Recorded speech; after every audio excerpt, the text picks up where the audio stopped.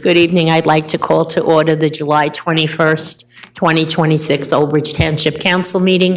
Please rise for a pledge of allegiance, and please remain standing for a moment of silence and for a prayer.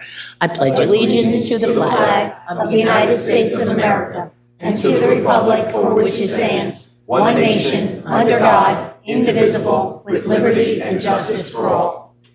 As customary in this chamber, we stand for a moment for those who are protecting our freedoms, both here and abroad, for our first responders, for those who have made the ultimate sacrifice.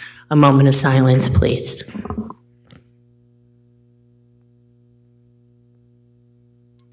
Our prayer, Mr. Pasquini. O Lord, bless your servants in the ministry of public affairs who serve you in this chamber. Give us quiet minds and hearts that we may hear your voice. Help us to know when to speak, when to be silent. Give us strength to oppose the wrong and uphold the right, and grant that we have a good conscience and soul at peace with thee and with one another. Amen. Amen. Thank you, and please be seated. Roll call, Council President. Councilman Asatuli. Here. Councilman DePalma. Here. Councilman Desai. Here. Councilman Merwin. Present. Councilman Pasquini. Here. Councilman Rizzoli. Here. Councilman Von Stetten. Here.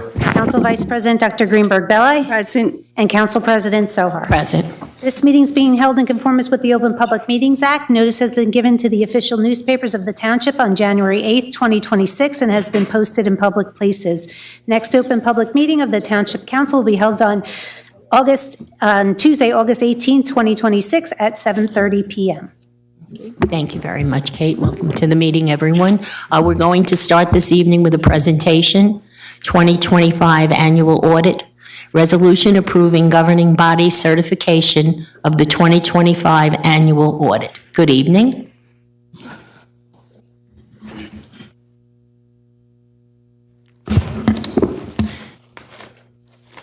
And for anyone at home, this is our auditor, Bob Allison, and Dawn Svoboda, our CFO. It's all right. Okay. Anyway, good evening. Thank you for having me here tonight. We completed the audit, I guess, right at the end of June, right toward the end of June. The audits this year actually were extended. They're not technically due until August 31st, under the old statutory deadline, which was June 30th. We're happy to say that we have an unqualified opinion with regard to the financial statements that are presented under New Jersey accounting principles. There is an adverse opinion with regard to generally accepted accounting principles because the state of New Jersey does not follow GAAP, so to speak. So we need to put an adverse opinion. So if someone picks up this audit and lives in New York or Pennsylvania, they'll know that they're not supposed to understand it under GAAP. They need to understand it under New Jersey accounting principles. So it is a very good opinion, the best I can give you. We also have opinions with regard to something called a single audit. Aside from auditing your financial statements, we also need to perform special audits on grants, federal and state grants. If you receive over $1 million of federal or state grants, or federal and state grants, we need to perform specific audits on those federal grants, certain ones, and also on state grants. This year, the grants that were selected were still the coronavirus state and local recovery funds. That was the last year that we were spending money with regard to that in 2025. And we have no findings with regard to that. And on the state side, we examined two grants, the New Jersey Department of Transportation Aid and Green Acres. And both of those grants were administered correctly, and we found no problems with them. As far as the finances of the town, as I said at the budget hearing a few months ago, we are still strong with regard to our fund balance. We're about 22% of our fund of our overall budget is in fund balance. That's a healthy number. It's not overly healthy. I wouldn't like to see it drop too far below that, But you have 20% of your surplus is in or of your fund balance is there, which gives you cushions for the following year. It allows you to get good interest on your bonds because of your AAA rating, which is one of the big things that they look at is your financial stability, and you've proven that. The two other operating funds that you have in town are the arena and recreation. That has always proven to be a little bit of an issue in that you have some competition in the area, and you do subsidize that because it's one of your missions to have an arena and recreation. So that doesn't quite hold its own, but it's not a real drain on the overall budget. And your parking operating has made great comebacks from the COVID days. And your surplus there, or fund balance, is increasing greatly over the past couple of years. So you're in good shape there. We have no formal comments and recommendations. There were a couple of things we just discussed about. You have some older receivables, small balances, which either need to be collected or maybe written off, and older capital ordinances that haven't had activity in a while. So you need to look at that and see whether or not you want to continue with them, or maybe cancel those, or retool those. And so I think that's something that you're looking into, and that's it. So appreciate. Dawn, would you like to add anything before I go to council? No, we're pretty good. Some of the receivables that he mentioned, they're grants, and we have been pursuing submitting for reimbursement for them. Some are larger, so they take a little bit longer to collect. And then we're always reviewing the capital balances. Some of them have to do with environmental issues, so but. Good, well, that's a good thing. All right, thank you. I'll now open it up to the council. On my left, anyone a question or a comment for Bob? Anyone on my right? Okay. Oh, Dr. Greenberg? No, I would just like to say that I'm very proud of this administration and appreciate your audit, that, once again, another year goes by and we come back with a clean audit. And as we've been reading in the newspaper about other towns, I would say we have a lot to be grateful for in this town. Having a fund balance protects the town in so many ways, the employees of the town, and it makes the town stronger overall for any crisis that could come about. And really, that, I think, it's viewed very positively when we're reviewed by Moody, and that's why we have such a high bond rating. So we're fiscally responsible, and that's best for the town in every aspect. Thank you so much for your help. I agree. I think this was, once again, I think this was done very well. It was well thought out, and there's a progression here, and we follow the progression, and it's kept us stable with our tax base for us, for the municipality, and I think that's very important. And we set our goals, and we're achieving the goals without going out beyond what we can do, which sometimes unfortunately happens even on a personal note, where you might, overstep a little bit trying to, do things, and then all of a sudden, what happens if there's an emergency? So I think we have the forethought to keep those contingencies there. If something should happen, we're able to function and keep the town running until, things can settle down. So that's really, I think, important. And I thank you, Bob, again, for all the wisdom, because you do help us a lot, and you keep us grounded. Sometimes, we want to do things that we think the town would like, the residents would like, and some we can, and some unfortunately have to wait. But you do give us that guidance and that balance. So thank you very much, and hopefully everyone, that's available, the audit. If you want to, see anything in there, it's all open to everybody. It's on the website under, I believe it's finance and Right. budget, something So like that. anybody has anything they'd like to look at from that, they're more than welcome to. So thank you again, and Thank you. we appreciate. Have a good evening. Thank you. Yep, so now I'm going to need a motion to Move it. accept. Move it. Second. Moved by Council Vice President Dr. Greenberg Belli, seconded by Councilman DePalma. Roll call, Councilman Asatuli? Yes. Councilman DePalma? Yes. Councilman Desai? Yes. Councilman Merwin? Yes. Councilman Pasquitti? Yes. Councilman Rizzoli? Yes. Councilman Von Stetten? Yes. Council Vice President Dr. Greenberg Belli? Yes. Council President Sohar? Yes. 9 yeses. Okay, thank you.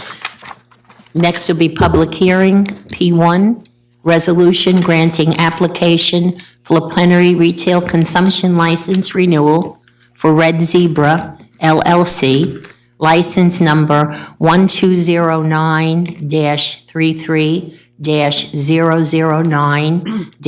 1209-33-009-003 for the 2026-2027 license term with conditions.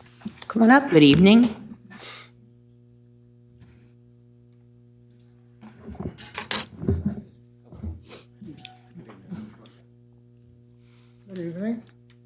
Okay. So I just wanted to make note that the liquor license in front of us is the Red Zebra. They have met all the requirements for renewal, but there have been some questions that arise. We want to be sure that the establishment is actually open. Is it open on a regular basis? It's, right now, it's, as of 2 weeks ago, somebody broke in. It looks like we have a buyer. I've been opening it, on the weekends, like 1 or 2 days. But I'm going in for surgery tomorrow, so it's not going to be open for a month while they get it. Sal, who owns it, is going to get it all fixed up. So when I come back, we can get it opened and hopefully get it sold. So it'll remain closed for a month while it, For 1 month. okay. So does that, So just if I could follow up. There's an echo. Can we, I don't know if it's because too many microphones are on or? Yeah. Yeah, that's not me. So actually, the state brought up the issue of whether or not the facility's open, right? Because if you're not, then that's a Like question. you would have to shelf the license, I understand. Right, so when you say you're open over the last year, over the last permit year, what are the regular hours and what evidence is there that it has been operating within? Well, we've been paying sales tax and payroll, so to show we're open. We've been buying liquor from the liquor companies, from Fedway, Allied, Shore Point. So there are records that we are open. We pay the credit card machines. Right, We have credit card receipts. so when you, which could occur, but when you say you're open, what are the hours that you're open? I've been doing. Not that I want to attend, I just want to, for the record. I won't tell. I won't tell.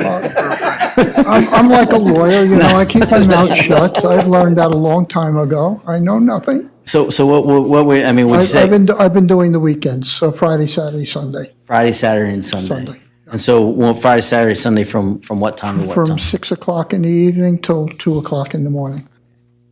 I don't know if you have any other follow-up questions, but sure.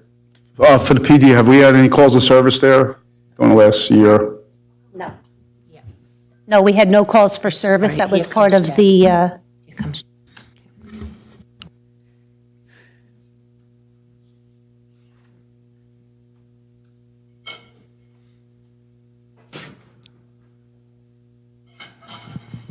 Good evening.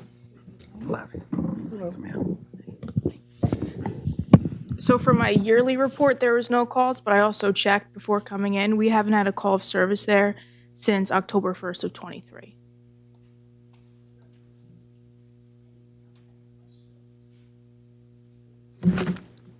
Just out of curiosity, did they catch the person that broke into your place?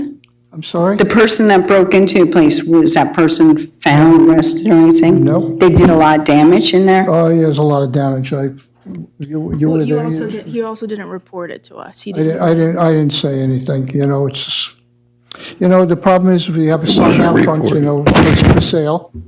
Is your So, security cameras working? I'm sorry? I'm sorry, your security cameras working? They should be working. Are they working? I didn't say should they be working, yeah, it's a they're yes or no working. answer. They're working. Okay, thank you. Well, actually, the councilman, that was the question I was going to have, the conditions and whether or not the digital surveillance systems continue to operate. They're supposed to be inside and outside. We've been keeping the music low. We have a decimal meter, because I know that was a big problem with the neighbors. They were Right, complaining but about I'm it. saying, I'm talking about with respect to the surveillance system. On the particular day that you were broken into, what day was it? It had, well, I went there on Friday, so it was broken into somewhere between Sunday that I was open till Thursday. So if this, when the establishment's not open, is your exterior surveillance cameras, don't answer that. You can let the detective know, because I don't want people to know what if your surveillance cameras are open or not. But that's a question that I think we need to follow up on, right? Did I hear you say it wasn't reported? We did not report it. You did not report it. And you expect us to sit here and believe that you're open on the weekends? Especially when the grass is in the parking lot, where there's no cars going in and out of that parking lot. And I go by there, it's in my ward, I go by there 20 times a day. There's no activity there. There's no activity They there. were open at night. You don't think I go out at night? I don't go to bed till 2 o'clock in the morning. There's no activity at that location. None, zero, nilch. hasn't And been- you have a burglary that caused all kinds of damage and you didn't report it to the police. So is the owner. He has the liquor license. He asked me not to report it. Well, do you have any receipts to substantiate your claims that you're open? Sure. You do? I wouldn't be able to get the liquor license renewed without the accountant filing sales tax and ADP doing payroll.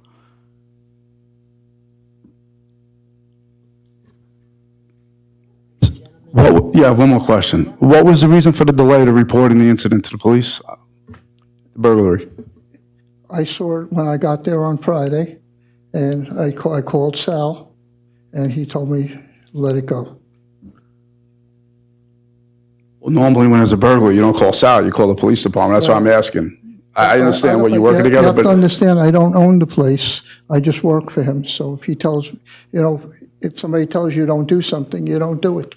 well, normally if there's a break-in, the first instinct before you enter the establishment is to call 911 because you never know if someone's still in there. I did call Tom Miller, because Tom Miller, the fire chief, because I asked him wanted to put different types of locks on the push bars, and he said it's illegal, because he explained to me that if somebody was inside and they couldn't get out and there was a fire, it would be my fault, even though he broke in. The law is a little crazy.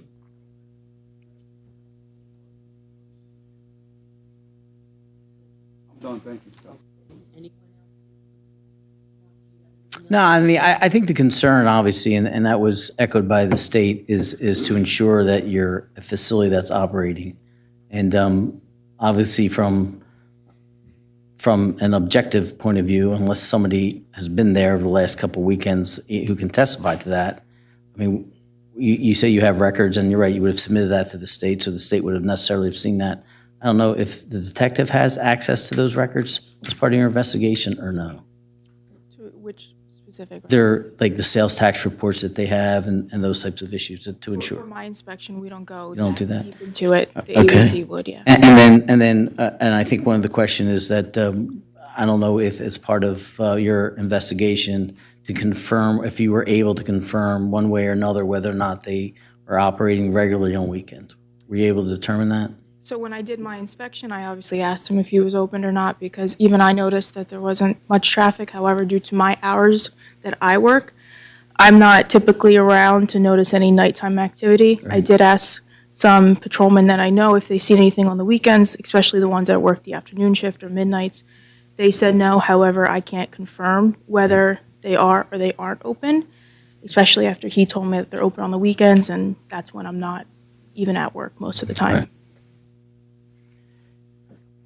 And I think that's just from the council's perspective, that's sort of the quandary that we're in, right? There's maybe some objective, but we have no confirmation whether or not they're open on what weekends, or unless we have an officer or someone from the township goes there regularly to confirm whether or not they're open. When we amended our ordinance, didn't we mandated the video. Would you like me to call this? That's one of their, Mike, I'm sorry. When we amended, we mandated the security system into the ordinance. well, that's one of their conditions. Right. They- I just wanted to, yeah, I Right. thought One of their so. conditions, that's why it asks, is that they have continued active use of the digital surveillance system, both inside the bar and the exterior parking lots. And that's why I didn't necessarily want the, right. But he can certainly alert Detective Caffey.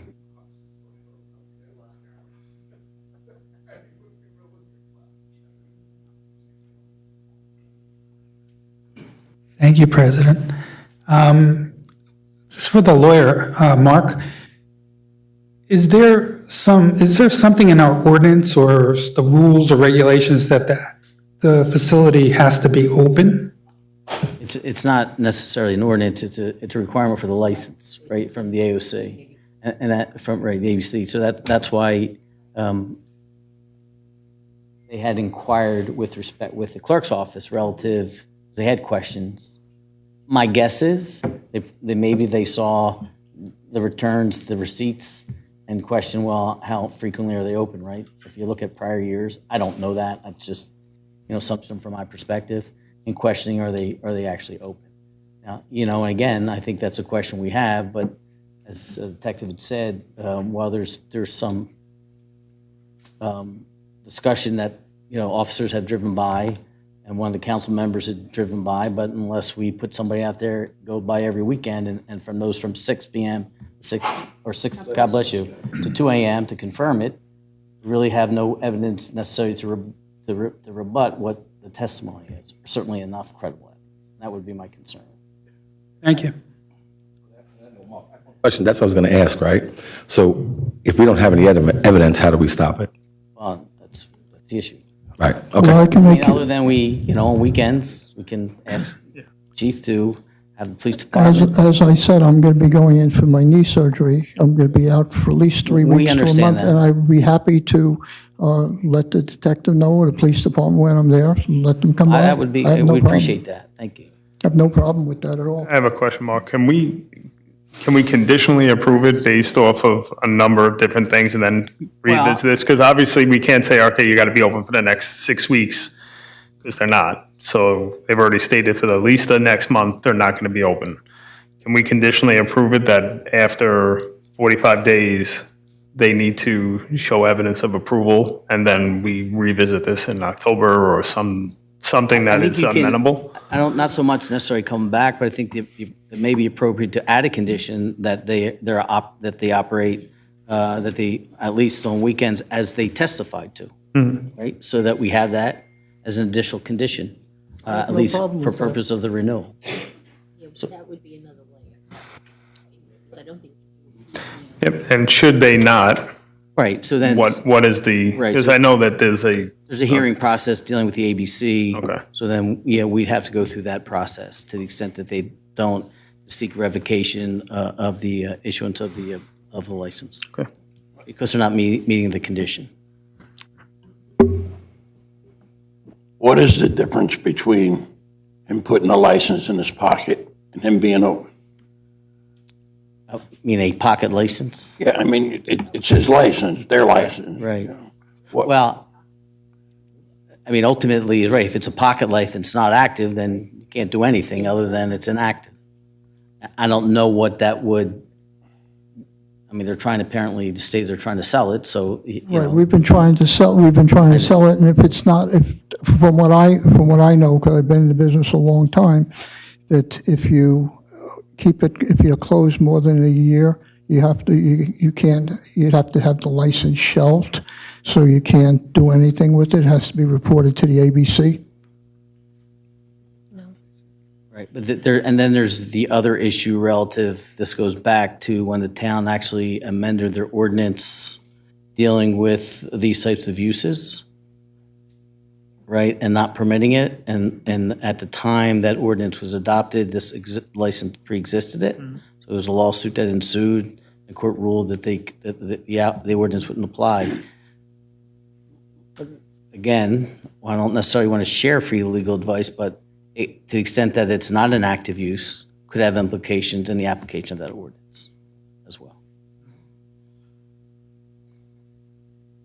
So what is your advice here as So far again, as I adding think something, a caveat? So based upon the testimony provided, recognizing that the, I don't know, your position manager, going for surgery, so they expect to be not operating within the next month. Upon as the councilman said, so within 45 days. He stated the testimony was they operate on weekends from Friday to Sunday, from 6 p.m. to 2 a.m., correct? 2 a.m. And that they agree as a condition that they'll continue to operate, at least operate under under that, during that time and those hours. I have no problem with the officers coming by, checking it out to prove it. Yep. Okay. I'll move it, as stated by the attorney. Moved by Councilman Merwin, second by Councilman Asatuli. Roll call, Councilman Asatuli, Yes. Councilman De Palma, Before, so just to clarify, so are we we're approving this for the entirety of the year Correct, and then not having them come back? correct. As long as they're meeting the conditions. Conditions, So correct. Detective, can we make sure that come the September timeframe that we have folks go in and out, at random times on the weekends? Yes. Then yes. It's the only way to do it. okay. Councilman Desai, No. no. Councilman Merwin, Yes. Councilman Pasquini, Yes. Councilman Rizzoli, No. Councilman Von Stetten, Yes. Council Vice President Dr. Greenberg Belli, and Council President Sohar. Yes.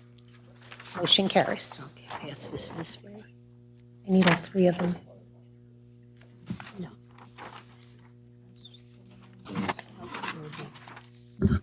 Sign, send down. Okay, thank you very much. We're good? All right. Next will be our bill list, Mr. De Palma. Thank you. Have a good night, all.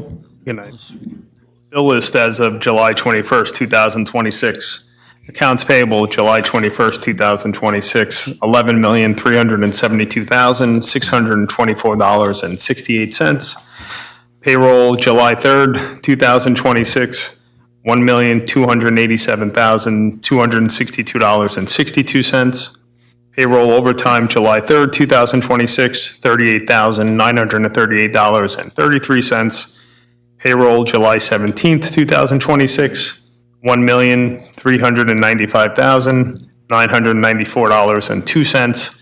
And payroll overtime, July 17th, 2026, $34,914.13. And since Anna is not here, I actually have the breakdown. Thank you. So for the period of July 3rd, 2026, sworn police overtime was $24,456.50. Deduct grants, deduct DTO for a total of $12,955.56. And for July 17th, 2026, sworn police overtime, $22,139.98. Deduct grants, deduct DTO, and deduct accreditation and beach for a total of $7,101.26. That is all. Thank you. Do I have a motion? Roll call, Councilman Asatuli, Yes. Councilman De Palma, Yes. Councilman Desai, Yes. Councilman Merwin, Yes. Councilman Pasquini, Yes. Councilman Rizzoli. Yes. Councilman Von Stetten. Yes. Council Vice President Dr. Greenberg Belli. Yes. And Council President Sohar. Yes. Motion carries. Next will be ordinances for second reading, H1. Ordinance of the Township of Old Bridge, amending Chapter 108 of the Code of the Township of Old Bridge entitled Construction Codes Uniform by amending the 108-4 entitled Fees. Before I go to council, I'd like to open it to the public. Can I have a motion? Move it. Second. Moved by Council Vice President Dr. Greenberg Belli, second by Councilman Von Stetten. All in favor? Aye. Any opposed? Public hearing now open for this ordinance. Okay, is there anyone in the audience who would like to be heard on H1? Okay, seeing no hands, I will close the public portion, go to council. Does anyone on my left have a question? Yes, no, okay, nobody? Mr. Merwin? Okay.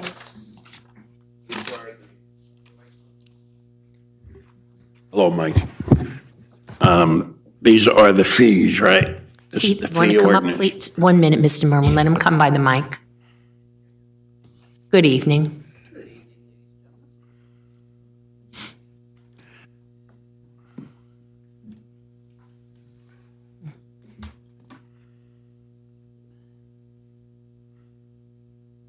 Okay. These are the fees for building permits. These are, you met with the state and they told you, hey, you're gonna be charging this. Do we need to do this? Yeah, so, so these fees are more in line with the fees that are dictated by the state, the minimums we have to charge. There's only two minor changes from the last fee schedule. When we presented the last fee schedule to the council, the state had already reviewed it, said everything was fine. On their second review, after it was adopted, of course, they found a problem.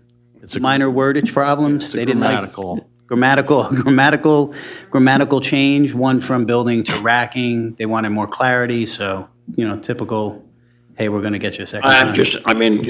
Fees are high and I just want, if we didn't need to do it, Yes. then we They don't. didn't change its grammar, really. To reiterate, though, a lot of the fees didn't change, just grammar changed, and fees got moved to different locations as per the DCA's regulations. So they change from time to time. So to stay in accordance and to stay in their good graces, we moved everything to where they wanted it. Then they wanted another change, so. Yeah. Anyone on this side have a question? No. Yeah, I think when people saw it again coming up, that it was the verbiage, but people went, what? Yeah, the So dollar it's good amounts that didn't you change. came and explained it, but it was done, and it is state-driven and the DCA. Yeah, Okay. unfortunately. Thank you so much. Thank you Do very I much. have a motion? Move it. Second. Moved by Council Vice President Dr. Greenberg Belli, second by Councilman Asatuli. I'm sorry, this is to close to the public, right? Yep. No, that was just to. I thought we did. Oh my God. Okay, so we'll close the public portion. Okay. And we'll hear council comments. Okay. All in favor? Aye. Hearing none, we're now closed to public. And we have a motion and a second, right? Mm-hmm. Okay. Oh, can't forget that, close. Okay. Thank you. Thank you. And then we need a motion and a Yep. second to adopt. Yep, we're going to get a motion to adopt. Move it. And a second. Moved by Council Vice President Dr. Greenberg Belli, second by Councilman Von Stetten. Roll call, Councilman Asatuli. Yes.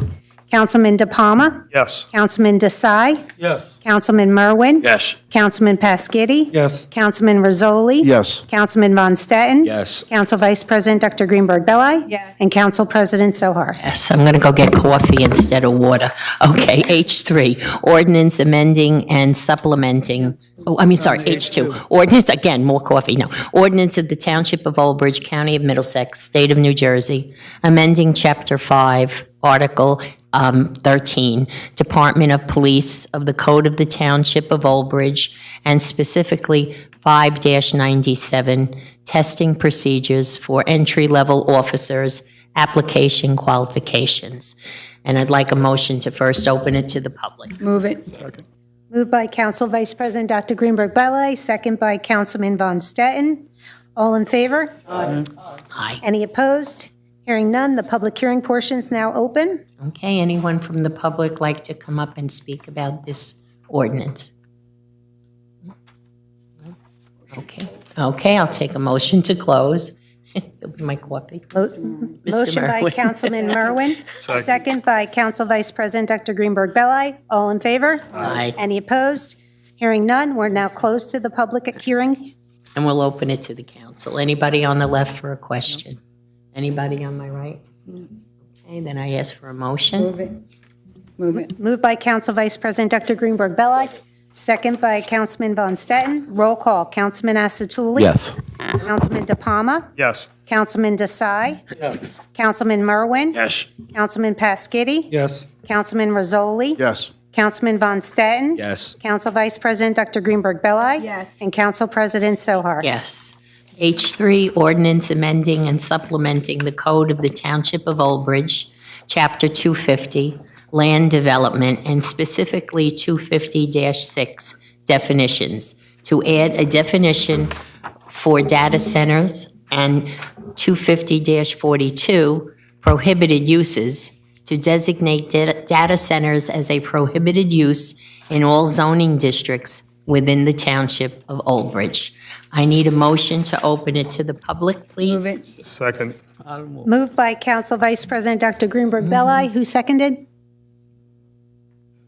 Councilman De Palma? All in favor? Aye. Any opposed? Hearing none, we're now open to public hearing for this ordinance. Anyone in the public wish to be heard on this ordinance?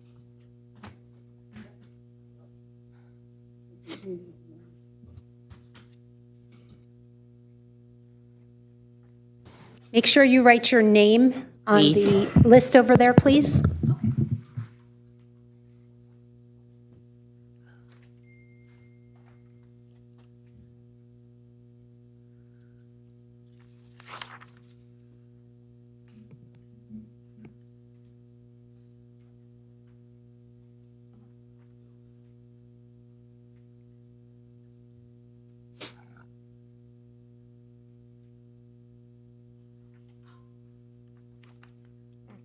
Good evening.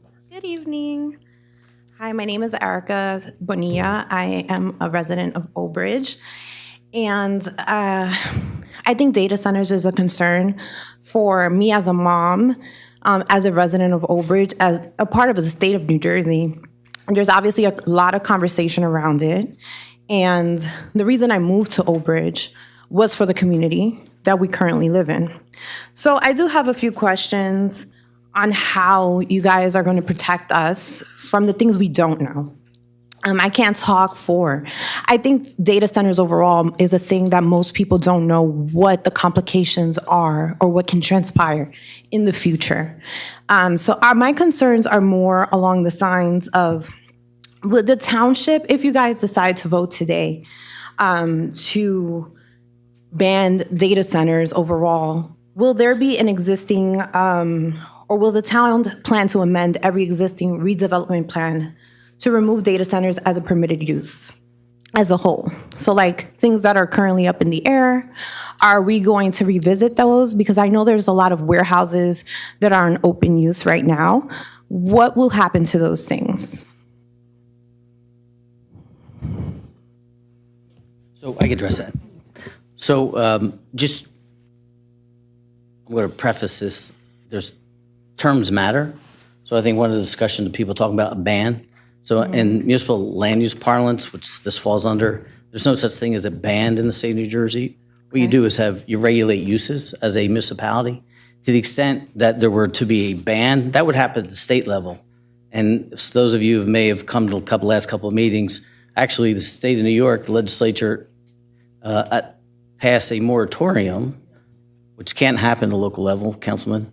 But the governor, Hochul, was sitting on her desk. She finally signed it. So that's where, if you want to talk about a ban or a moratorium, that would happen at the state level. So what can municipalities do? They regulate uses. So everyone's clear. Currently, a data center is not a permitted use in any of the township zoning districts. Okay? So it's not a permitted use. So what happens then? So like any use that's not permitted, a municipality would not be able to preclude or stop a property owner from seeking what's called a use variance. And they go to the zoning board of adjustment, they file an application, and then they could there's the whole balancing act that the law requires that a property user have to prove in order to allow them to have a use that's not permitted. That exists today, and that will exist even if this ordinance is adopted, okay? So the idea that you can stop development or stop a use in the municipal level is virtually impossible. I didn't say impossible, but you can't just do it. There's a process available. No, I understand that. So then with respect to currently, there are two exceptions. There's only two redevelopment plans where data centers are permitted use. There's one is the SEGME redevelopment plan. And that particular development, and you're right, we'd have to amend those plans to take those uses out. And I've been having discussion with the township planner to affect that. But one thing we need to know is that the SEGME have basically all their sites have their approvals, and half of the 5 of the warehouses have been built, I think, 5 of the 8. And then there's a commercial center portion of it that's not part of it. And there's no indication, he certainly has not indicated that there would be a data center built in that development. I'm sorry, Mark, just, because I sit on the planning board for the council.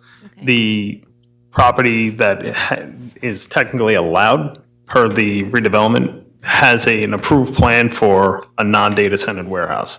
So should they want to come and actually build a data center in that approved, they'd have to come back through the process and get that approved by the planning board. Right, and there's been no indication from that redeveloper that the data centers are intended. The town has a, fairly open, relationship with them, and there's lots of communication. The other one is Crossroads, and the Crossroads redevelopment plan goes back to the early 2000s, and that was always targeted for one of the uses as for data centers.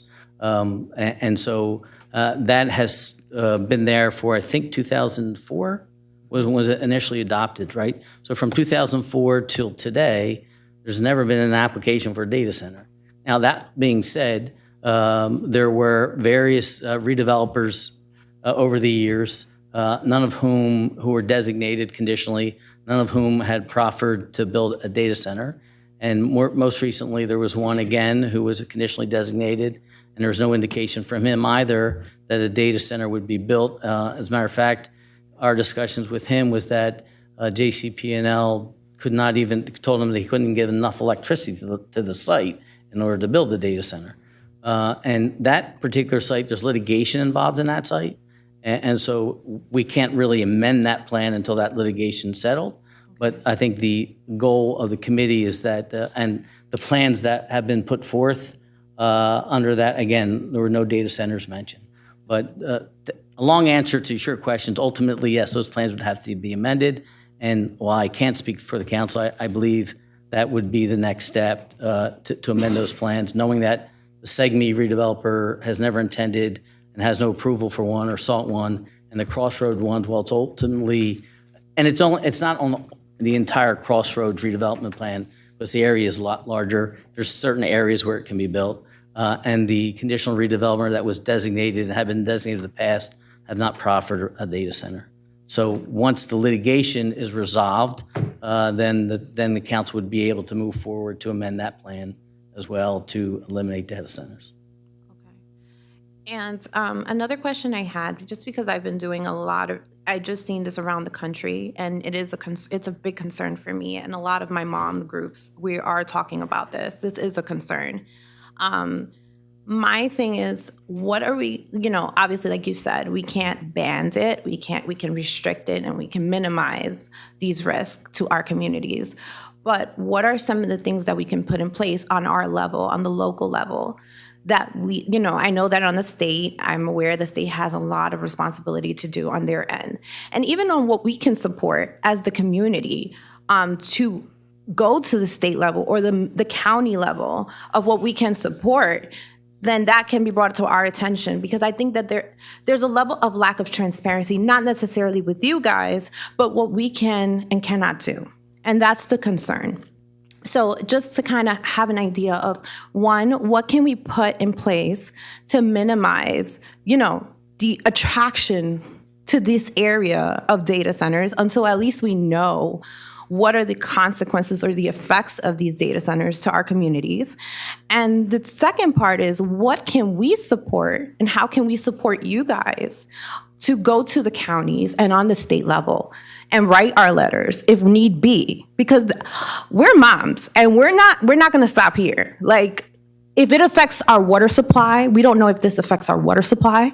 Like you just mentioned, it takes tons of electricity to make these things happen. So what is it that you need from us, and what can we put in place to minimize these effects? So again, if I could, so you're right. Let's start with, and I know the governor recently signed 3 pieces of legislation dealing with data centers. But I think the interesting point for the legislature as the governor is, why not just issue a moratorium? That's a question where you all should contact the governor's office and state legislature and say, hey, let's do this. Why not? New York did it, right? So now, like anything else, If they can't do it in New York anymore, where's the next logical step? Well, let's look to New Jersey, just like people started moving out of New York, coming to New Jersey for a myriad of reasons, right? So you would think, you would hope that the governor's looking at that saying, scratching her head, said maybe we need to start being more proactive. Now, and again, this is an industry, and I think you made the comment, it's evolving, right? And there's a lot of people out there trying to make a lot of money, and obviously artificial intelligence, though me personally, I'm against it, never use it. There's a lot of reasons why I don't, but that being said, I'd rather make my own decisions based upon my own research rather than some guy who's doing a fast computer program telling me what they want me to know rather than what I should know, but that's another issue. But I think what we can do locally is what we're doing, right? Again, what we did is, and it's something that we have to continually track, because even this today, because I have some amendments that I had proposed based upon a comment one of the other residents brought up at the last meeting about dealing with expanding the definition. But, technology is so fast in this industry, right? And these guys are getting paid a lot of money to do it. And because of that, that's why there really needs to be an interaction and a working relationship with the state and the municipalities. We haven't seen it yet. I represent other municipalities, and they're all in the same boat. And they're concerned. Some of them are in like the Pinelands area, and they're in the Highlands area. But, the state owns a lot of land. And there's nothing to preclude somebody from going on state land and building data centers, right? Which, knowing how things work, I could imagine that's in the back of some of their mind. Hey, we have this land. We control it. We can get a nice land lease and make a lot of money. That's another reason why you need to contact your state legislatures and the governor's office, and federally. It's a lot of, and this is already happening.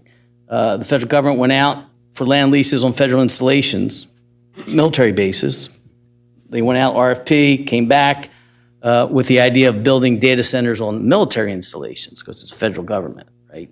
And we cannot regulate federal lands. So that's another area they're targeting. But what we're doing here, we're trying to say, okay, what the information we have today to try to create a definition of a data center, and saying, hey, and again, they're not used now. So what we're trying to do is if someone were to file an application to the zoning board, to give them help to basically put a layer on, well, what can be a data center? Because, what I believe a data center to be, what you believe a data center to be, the applicant may not believe the data center to be, right? Depending on, because words matter. So doing that, having this in place, basically putting, and I'll just put, dress on mannequin. That's what the ordinance is doing. And then continuing to be diligent in seeing how the technology evolves, and then continuing to update the municipal ordinances dealing with these types of uses, and coming and understanding how with a water system because there's an MUA, there's a lot of information that they'll probably have to put together, see what the impact is on the MUA and what they can support, and maybe regulations that they can impose. And then similarly, we don't have much control over utility because the BPU controls the utility. But, the information that we got from the one developer where it is a permitted use, JCP&L told them they couldn't even get enough electricity there. Well, maybe that's a benefit of being the JCP&L area, because they always have problems with electricity. But anyway, so that's what we're doing, right? So this is a step, and continue to move forward. Rely upon the professionals, relying on and continuing to educate ourselves, and again, public as well, because you guys, some people get vested. And I don't know who the resident the last meeting. She made a good point. So I went back, I looked at it, and I expanded the definition, right? So to the extent that you have some information, another one of my towns, that's how I learned about the federal installations, right? One of the residents brought it up, right? Because, it's impossible for everybody to know everything. But the more eyes, ears that we have out there, bring it to the township's attention, then we can act on it. Thank you for answering my question. I have one more thing, and it's something I read, and like you said, take the time to educate myself, right? So right now, there's a lot of about these data centers conversations, and obviously companies are smart, right? They know that they're not a hot ticket right now amongst communities. So I've heard there's a lot of shell companies opening, and they're opening, and this is not towards you guys in any way. This is what I've read. They're approaching council members to sign NDAs to not be able to share that information with their communities. Now I can share this information with you guys. Like, this is like research I've done. And it's not even that the council people know that they're actually doing something until after they sign the NDAs, because they promised the towns, obviously, reinvestment into the towns. They're going to bring jobs and they're going to do all these things. In reality, after the construction is done in 2 or 3 years, no other job is going to come from those things. So just how can we put things in place for our council members? Not saying that you guys are in any way, I'm just saying, just being proactive in the conversation of how can we, we obviously are here. You guys wouldn't be serving Old Bridge if you didn't want the best for Old Bridge. And if someone approached someone with reinvestment opportunities, it's worth listening. But how can we put something in place so that that information can be communicated to the public before NDAs are signed? Well, so that I can answer that, but I don't want to talk for the council member. I will tell you this, and any of these council members will tell you. So when they first come on board, because I've been doing this a long time. I was a former elected official, right? I say, hey, you're right. You just got elected. See this pieces of paper? This is your world, right? Your world was really big. Now this is your world. So when you get elected official, you see, I get my pen. I said, this is you. You don't go right, you don't go left, you don't go up or down. And I can assure you, now look, these guys they make their own decisions, but it's been my experience, and I've been here for a little bit, that to the extent that any of these things come up, it comes to my attention. And I can assure you that an NDA would never be signed relative, especially to not only the data center, any type of site improvement. Just not going to happen. Not going to happen on my watch. And it's my responsibility to not only to the mayor, to the council, but to the residents. I take it personally, and they'll let you know that. It will not happen under my watch because, again, there's an, especially newly elected official, there's a naivete to some of that individuals because you're right. Candy looks sweet, but like anything else, candy looks sweet, causes cavities. We don't want any cavities, right? So again, and it's something where I'm in regular communication with council members. They have access to me 24/7. Some of them take advantage of it more than others, but that's okay. But again, and I think most of them are experienced enough to know that the whole idea of a non-disclosure as a public official, seriously. Now, I don't know what other towns do, and I don't care what other towns do, because that's always brought, well, this is what they do. I don't care. And I'm saying, look, I act as a sheriff, and you know what? I'm not afraid to tell people they're wrong. I'm not the elected officials, they're wrong. And if I need to ratchet it up, I'll ratchet it up. Because again, yes, I've never heard that. I read up on it. I couldn't believe what I was hearing. Yeah. And it's happening in a lot of towns, a lot of counties. And you can read up on it. It's not like I'm making this up. But I'm just saying that it was just an insane, and it wasn't, and I don't even think it's done with ill intent in the beginning. Just because if you see opportunity for more jobs in your community, you're going to actually entertain maybe the conversation, but just hearing how these things played out after they start the construction, and now it's like, boom, this is what's happening in these towns, and they're like, wait, we didn't know this was even happening. So that's why the question. So thank you so much for your time. Oh, thank you.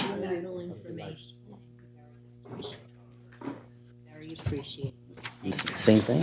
Is there anyone else in the public who wishes to be heard this evening?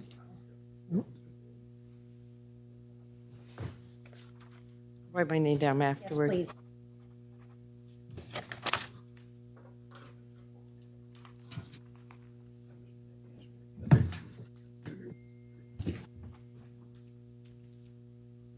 We're putting our addresses now down? No, just your name. So we have correct spelling for the record. You can read my handwriting. I actually want to follow up with the comments that were made by the last speaker. I understand that you said that NDAs are not signed here in this on the dais by the council members, Ms. Rosoli. However, I do know that there was a gag order issued on the board when the former mayor, Owen Henry, was on the board for the school, and they were negotiating the teacher's contract, I don't know, 15 years ago, as a result of them canceling the health care of retirees in the negotiation process. And so sorry. So while I do understand, no disrespect, and I do understand what you're talking about is a difference between a gag order, and I do understand the difference between a gag order and an NDA. But what I'm concerned about. But there's no, look, this is a public hearing on the data center ordinance, right? I'm not going to let you backdoor stuff that's really not relevant. I'm not backdooring, but to her point about a gag order. No, you have to stay on topic. I am on topic. It's a gag order, an NDA. So again, Madam President, I got it. So again, first of all, I don't know what you're talking about, but it's not relevant to the discussion. Please, yeah, let's keep it on topic. In any agreement that would bind, first of all, a council member doesn't have the authority to sign a non-disclosure agreement in and of themselves under the Faulkner Act. Contracts, those types of agreements can only be executed by the mayor and only after council approves it. So there would need to be a public meeting in which that occurred. That's why, so to the extent that if there ever were one, it would be on an agenda at a public meeting. So that's relevant, and that's what we're talking about. Okay, That's what how about that a gag happens. order? So again, there is no gag order. That has nothing to do with this ordinance. Can you explain the difference then, sir? No, because I don't know what a gag order is. I really don't know what you're talking about, but I can tell you with respect to the issue came out, non-disclosures with respect to data centers, which is a relevant topic, and again, will not happen, but to the extent that some council member were to bring it up, even if they were to sign it, it wouldn't be enforceable. And so not only if the developer tried to use it, the township can go and say, hey, you can't enforce it because it hasn't been approved, because that's how it operates. Could you explain the difference then, sir? No, because I don't know what you're talking about. I'm not going to get into the discussion. There is no gag orders. Talking about a non-disclosure agreement, and that's what the issue that was talked about. Okay, I understand that, but there is two different things, and my point to you is, I'm asking you, is it possible that a gag order could be issued without the community knowing? So again, I don't know, as in my... As it occurs... In my 38 years of experience, I don't know the legal term gag order, but it's certainly nothing that occurs here, and it's nothing that's applicable here, because there's nothing in the ordinance that talks about gag orders, nor is whatever a gag order is not something that deals with in It was an land use. NDA, I guess it was an NDA for negotiating the contract where teachers lost their health care. Again, we're talking about, we're talking. Madam President, I'm sorry. We're talking about this ordinance. If you're not going to stick to the ordinance, we're just going to cut you off, and then you have to sit down, and that's it. I'm only asking if there's a workaround that these people would do. So again, there isn't, I don't know what you're talking about with a gag order. There are no gag orders in the ordinance, and there's none contemplated. Okay. Is there anyone else in the public who wishes to be heard this evening? And it's got to be relevant to the ordinance, and when you're asked to no longer continue, please respect it. We'll respect your time, but this is a public hearing, and we want to deal with things that are relevant.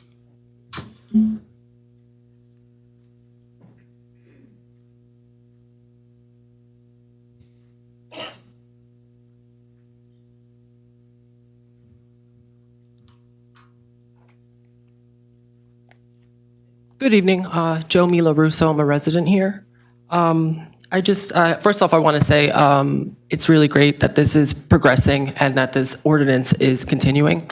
I think that it's a positive thing. We had, everyone came together last month, and I think that we're in the right direction here with this hopeful ban. I do want to bring up another town. I know we want to focus on Old Bridge, but there are relevant things that are happening outside in other communities that could very much happen here. So in Andover, I don't know. So if- again, Yes. it's a public is- hearing right. on the ordinance, all Okay, right? with all So- due so the respect, can I question- continue, The please? questions have to be about the ordinance. I'm getting to there. No, Thank no, you. no. Well, again, okay. what's happening in other towns has no bearing on the ordinance, okay? It absolutely does, because in Andover, there was a data center, and the developer, what happened was Andover actually banned it. They did a similar thing here where they banned they banned prohibited data the centers in use. all zoning districts, which is exactly the ordinance that is happening right now that we will be you guys will be voting on. So with all due respect, I would like to finish. Thank you, Mr. Roselli. So they passed the ban. The developer then came back and is now trying to sue the township to move forward with this development. So what I would like to just emphasize, and I really just want to make sure that we have every single roadblock in place in the event that something like this does happen here in Old Bridge. And Mr. Roselli, you are the lawyer, so I think you can understand litigations, and I hope that if an event like this does happen in Old Bridge where the developer tries to then sneak in and run rampant and do what they would defy the residents' wishes, that you would speak up and defend the community. And I think that's all we want to know. I think that's the question here. And every time the township's been challenged, I've defended the township. And look, to know every possible quote unquote end around, it's impossible, right? So, and again, as I explained, any landowner applicant has the ability to file a use variance. And if that use variance is denied, they have the ability to challenge that denial. That's probably what happened there. Exactly, that is exactly what Right. happened. Yeah. So, and again, I would potentially expect if there was an applicant who came here and tried to get a use variance, that if it was denied, they would probably file the appeal because they have that right, right? Right. So you cannot stop people. I understand that. What I'm asking is, will you defend the residents and the community as the township attorney? Put it this way. Or will the township So defend? the board's usually sued. In this instance would be the zoning board. So yes, Correct. the zoning board attorney would defend the board in that instance. And as they always do when it's challenged, right? That's part of their responsibility and their duty. To the Correct. extent that somebody were to challenge the ordinance, that might happen too. Yes, I would defend the municipality to ensure that the ordinance, meets muster, which basically is it reasonable? Is it based upon police powers or public health and safety and all those? If you look at the background section, whereas I have all that information, and that's the basis upon which the ordinance is being introduced and adopted, or if it's adopted. So, I mean, the reason why I'm saying this is because you mentioned earlier that, we should be reaching out to the state level and the county level, and I agree with you like 110%. I think that this is a federal thing, it's a state thing. It's an issue because there is no regulation here, right, of this AI, automation, all of this stuff. It's a beast that has gotten out of hand.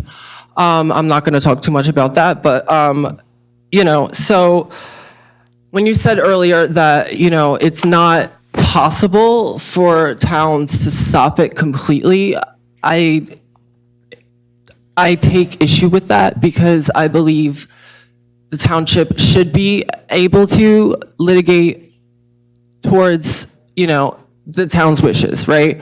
And so these developers should be held accountable, and we shouldn't let them do what they want to do, right? So, and then I just had another couple questions here. When you say, when you're referring to the properties, the potential properties that were mentioned earlier for previous data center usage, when you say SEGME Old Bridge, that is the Central 9 Logistics Park, right? It's a redevelopment plan. That's just an acronym for the name of the redevelopment plan, the area which it applied, so. Okay, but they're one and the same is what I'm asking. Is what I'm asking. Yes. Okay.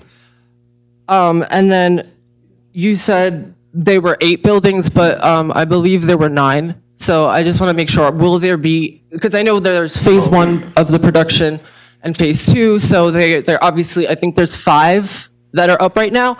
So I want to make sure that, I would love for there to be 8 and not 9, honestly, personally, but So if you could just clear that up, what will there be, how many warehouses will there be now? 8 or 9? Well, there's 9 in the redevelopment plan. So the portion of land that is relevant to the conversation today, there is an approved warehouse development, not a data center warehouse. And as I said earlier, should they want to come back, and not saying that they will, because I know I've had a conversation with the developer and he has no desire to put a data center in there. Should they want to put one there, they have to come back through the process, go through the application again, come back in front of the board, and then it has to be approved in front of the board. Okay. Right? So as of now, right, and I say as of now because who knows what anything happens tomorrow, right? I mean, you could sue McDonald's multiple times for spilling hot coffee on yourself. But there is no approved data center. There's no application for a data center in front of us, right? Which is a good thing because that stops any litigation from here, right? For challenging us, because if you came in front and you wanted to do it, hey, you can come here. So there is nothing in front of any zoning board, and nothing in front of the planning board. The 2 pieces of property that our attorney mentioned, one of them, which is the Crossroads, which is under litigation, so he could speak to that, but I can speak to the other one. It's an approved warehouse development, not a data center. So it's not an approved use per the approved plans. Should they want that, they'd have to come back through the whole process. So the property, I'm sorry, I'm trying to understand, the land that which it sits upon, but there's no warehouse now, was previously permitted for data center usage? There's a portion of the redevelopment plan, and Mark, correct me if I'm wrong, that could potentially have had one. That portion of the redevelopment plan, that area, has an approved warehouse plan, not a data center plan. Is that correct, Mark? Not a data center, okay. So if they wanted to do it, which the developer said he does not, they'd have to come back through the entire process. It would have to be a public meeting at the planning board. They'd have to present the plans. The whole thing would have to occur again. Okay. So it'd be like a net new amended plan coming to us, which they'd have to give public notice. It would be a planning board meeting that would have to happen, and then there would be public hearings on it. Okay. All right, I think that's everything. Thank you very much. Thank you. Anyone else wish to be heard this evening?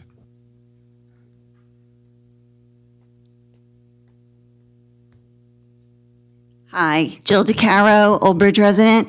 Couple things I wanted to touch on, and Councilman DePalma, you just brought it up again with the planning board and how SEGMA is approved for a certain plan. If they want to change the plan, they have to come back and go through the whole process again. And my concern, I guess, is what guardrails do we have in place? You know, hence the ban or the moratorium that was originally suggested. What guardrails does the public have in place other than the public hearing? And oftentimes, we all know, sometimes you can get 100 people out here and people are going to vote a certain way. They've already decided sometimes before they come in the door. And, you know, that's just the way it works. So what guardrails are there if there is no ban or moratorium to say that the planning board won't approve a change of plan if SEGMA decides at some point in time in the future that they want to change their plan? What guardrails are there? And so that's, you know, goes to the point of this ban or the moratorium, which was originally suggested. I'm sorry. No, Don't use the word moratorium or ban, because Taking that back, changing of it's not the a permitted wording. use. It makes a difference. Not a permitted use. It makes a difference. Well, it does, and I actually think it weakens the argument No, for it doesn't weaken the argument. It is just what it is, that's all. I don't want to call something that's not, right? I mean, that's all.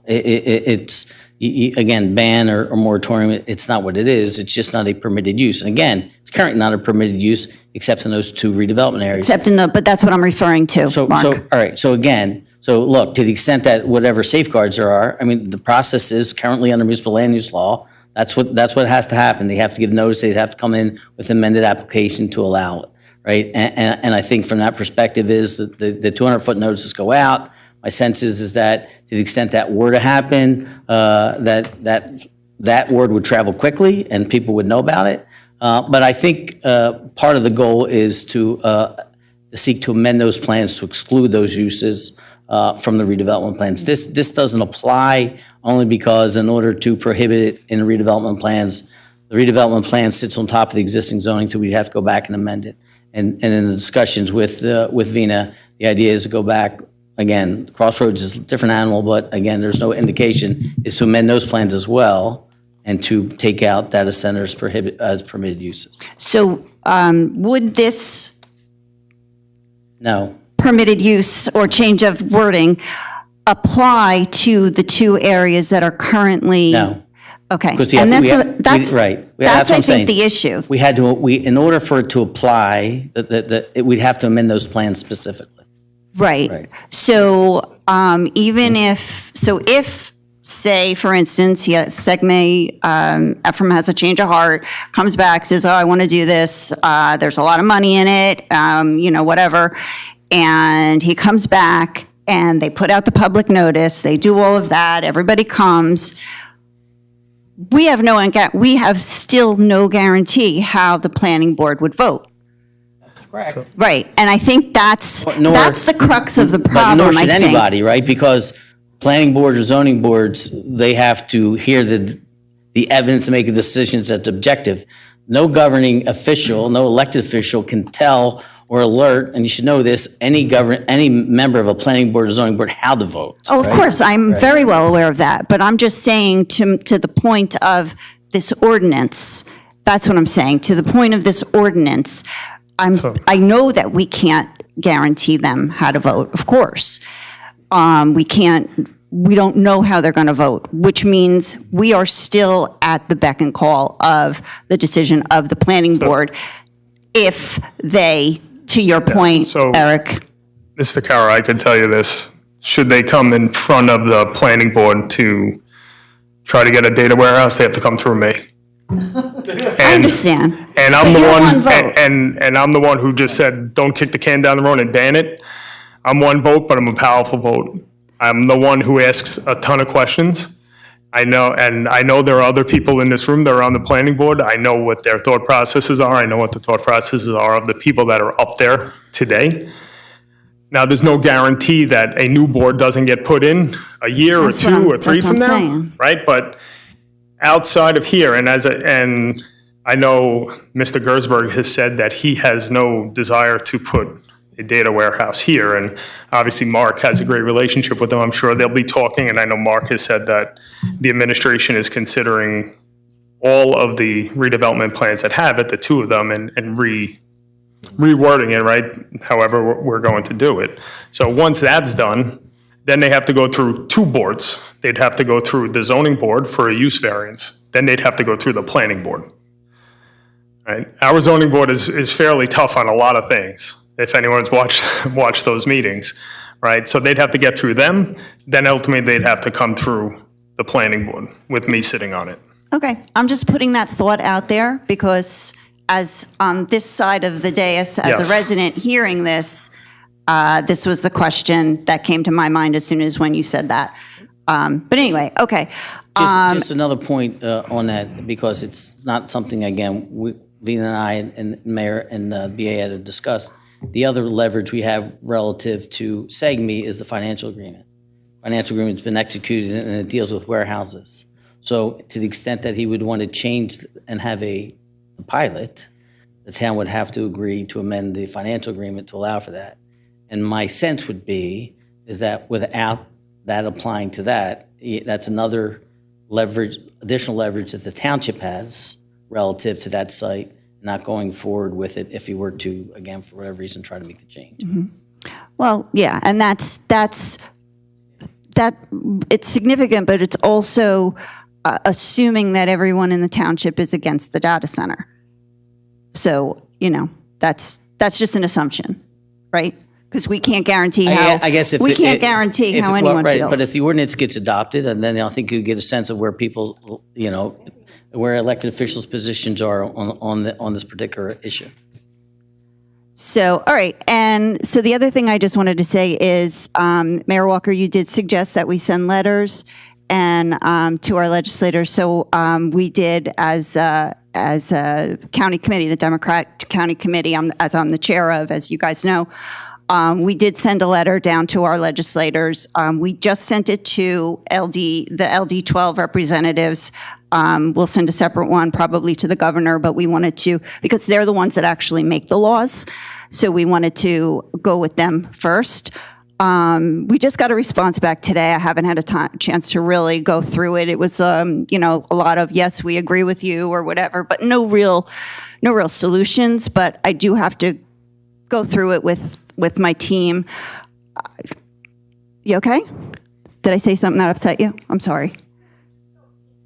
So polite all the time. I really appreciate. I'm so polite all the time? Okay, good. That's good. My mother would be proud. My mother would be proud. But anyway, I just wanted to let you know that we did do that and we did get a response. So I do, as you suggested, sending out letters is good. So the more letters that they get, the more that they hear from us, I think the better. So anyway. Well, I think you need to send it to all the legislatures, not just your representatives, because like Mark had said earlier, the only way you're going to stop this is through the governor's office. That's it. Right. If you want protection, that's the only way. Like Governor Hochul signed it. I think that's Right. I think that all of you should be focused on the governor. She signed it, but she didn't write the law, right? The No, I'm saying to legislators. stop, if you want them, But I'm if you want a saying- ban on them, We got to write the law first, right? she could do a ban, Okay. Yeah. So like I said, we sent it and to then our. you don't have to worry about planning boards. We sent it to. Right. Absolutely. I'm working all angles here. I'm doing what I can. So like I said before, we sent it to our legislators and we are going to send it to the governor as well. We just wanted to do it separately. But as of now, we just sent it to our legislators. So I just wanted to let you guys know that we did follow through on that. Anyway, thank you. Thank you. Okay. Is there anyone else in the public who wishes to be heard this evening?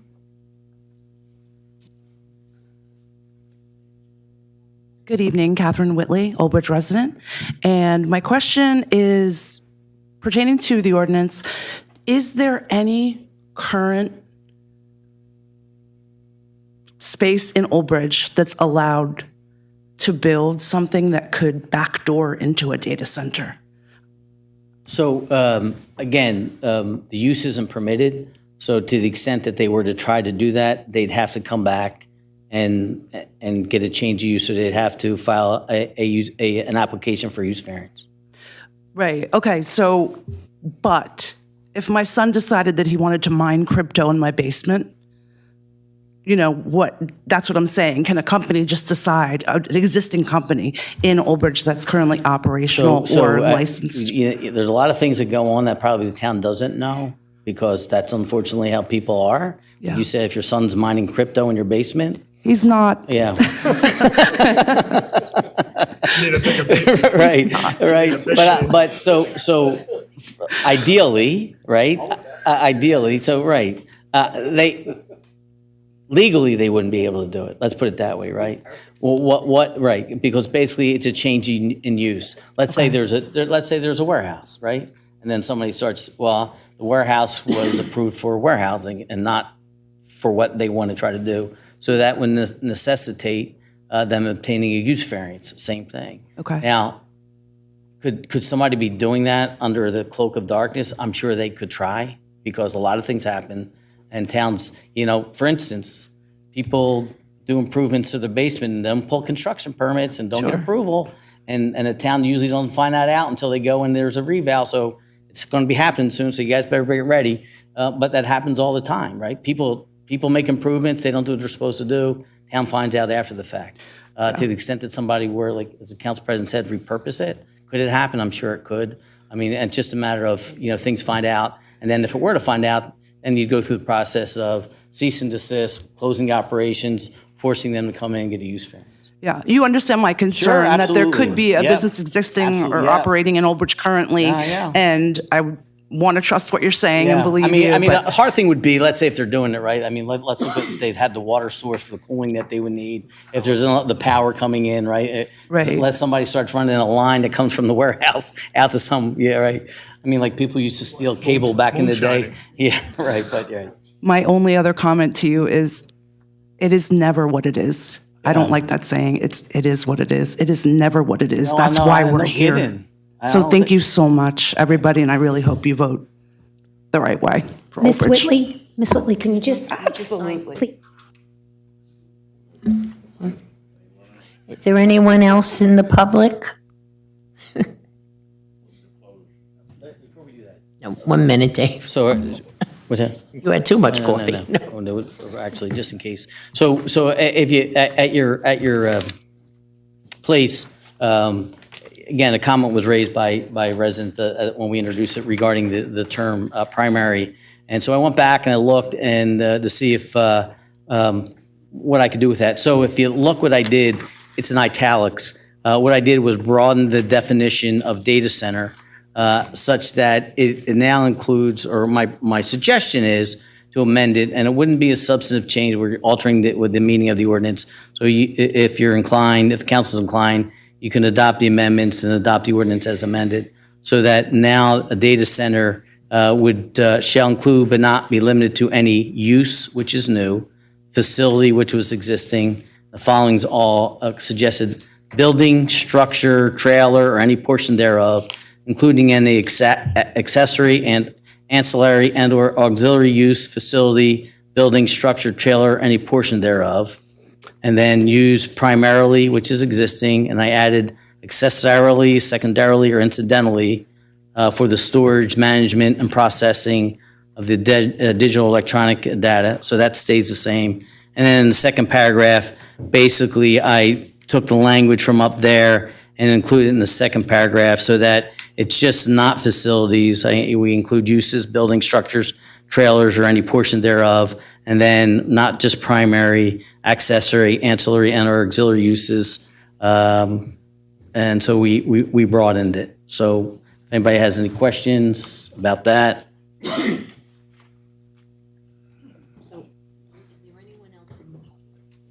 Anyone? All right, then I will ask. No. So before you close, I just want to take a vote on the amendment. Yeah. Sure, absolutely. Wait. No, I just wanted to say thank you real quick. You can have your I discussion. really appreciate the councilman because I feel like you two definitely have the right mindset for being against the data centers. I appreciate that. The only question I have is, you said you give a public notification if they were to change something. Where do we get that public notification? So depending on the board, right, there's a planning board, zoning board. The law requires if you're within 200 feet of the affected property, you get a mailing. Otherwise, the township, there's an agenda that gets listed on the township website relative to the planning board and zoning board. And that's on the website under community development, I believe. And then you would go to planning or zoning, and you'll see the agendas for the meetings. Thank you. I appreciate that. I'll remind you. All right. Okay, thank you. Yeah. So you want to have a motion first? I don't know how you want to deal with the amendments first and then talk about it? Close the public first. Okay, you can, go ahead. Anyone else in the public? Okay, then I'll take a motion to close public. Move it. Moved by Council Vice President Dr. Greenberg Belli, second by Councilman Von Stetten. All in favor? Aye. Any opposed? Hearing none, we're now closed the public hearing portion for the ordinance. Okay, so now we're going to ask to vote on the, Let's see if there's any discussion on the ordinance, including the amendments. proposed amendments. anyone? Yes.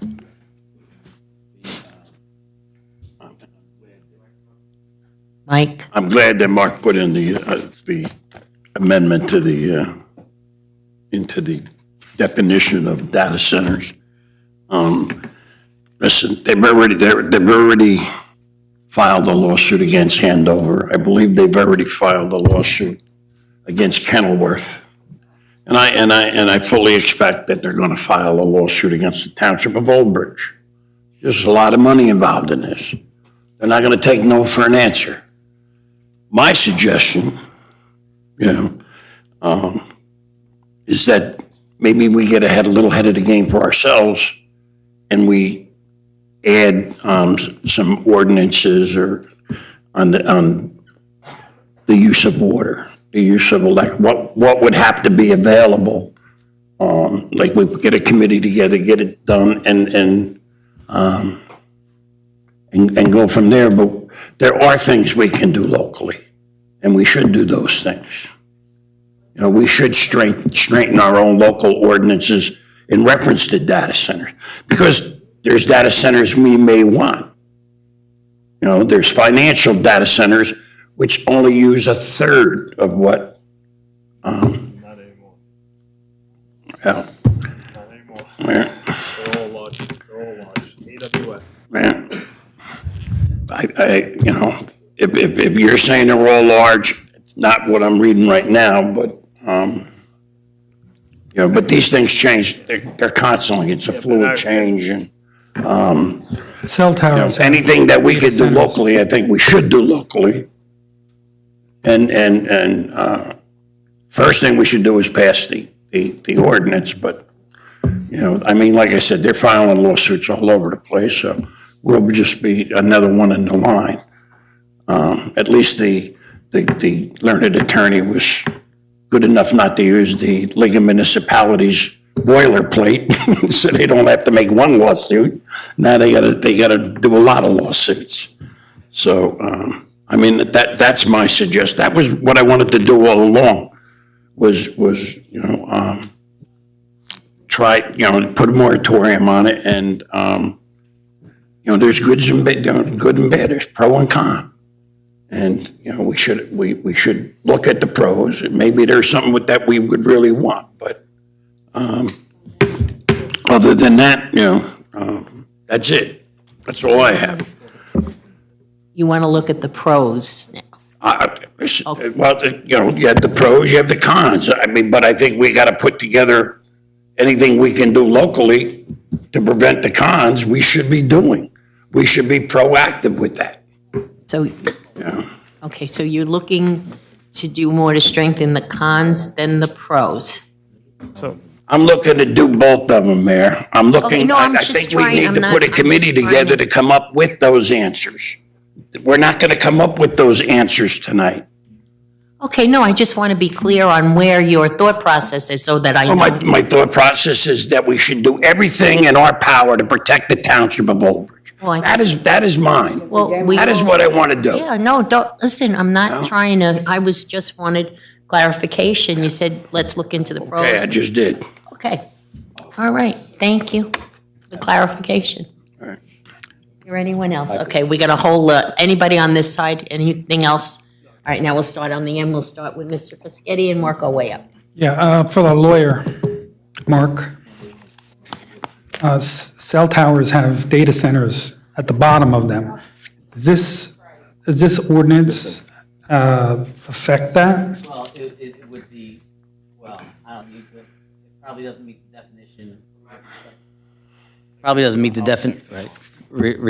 definition for data center, you know, dealing with when you read the definition. Because it's not, it wouldn't necessarily meet that.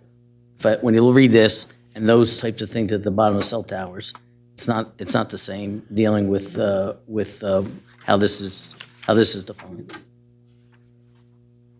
Okay. Mark, for you, right now, just want to be clear, right? Aside from SEGME and Crossroads redevelopment plans, data centers are not expressly permitted use anywhere in Old Bridge Township, correct?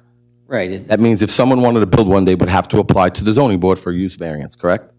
Okay, that process would exist whether we passed an ordinance on this issue or not, correct? That's right. Okay, great. So we can't ban them. We can't ban them. Have a moratorium that was recommended. And I think you explained it very eloquent today. One other question is, let's say someone wants to build a data center, Mark, and they go through the zoning board and it gets approved and someone appeals it. It comes to council, right? Well, How does that work? So there's under the township's code presently is that if an applicant is granted a use variance, then an interested party, which is broadly defined, and it's only in the approval of a use variance, and if someone wanted to challenge that approval, they have two options. They can go to the Superior Court, like any application that's filed in front of the boards, and/or specifically with respect to a D1 use variance, there's an appeal that comes to council. And then council, if some of you lived through that, with respect to, we had that not too long ago, then there's a de novo or a new hearing in front of council to determine whether or not that grant of the use variance was appropriate or not. So basically, it comes back to us as council, and we get to approve it or not, correct? Pretty much.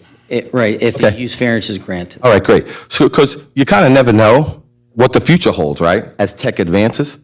So if someone wants to come next month, 3 months, 6 months down the road, at that time, we got to check if it's good or not and what's in the best interest of Old Bridge. And that's a decision that comes to our table, correct, at that time, right?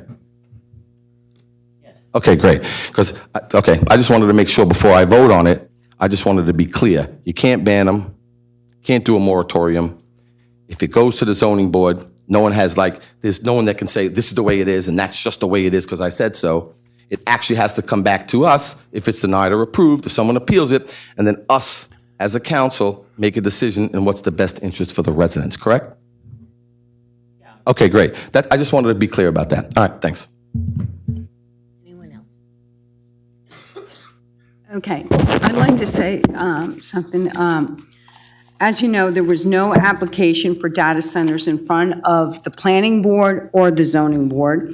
And the only time data centers were ever talked about in Old Bridge was under Mayor Phillips going back to 2006. So the bottom line is. Wait, excuse me, So the Mr. bottom Murrow. line is, I appreciate the Democrats' chair and the council wrote to Senator Owen Henry and Assemblyman Sawicki and Assemblyman Clifton.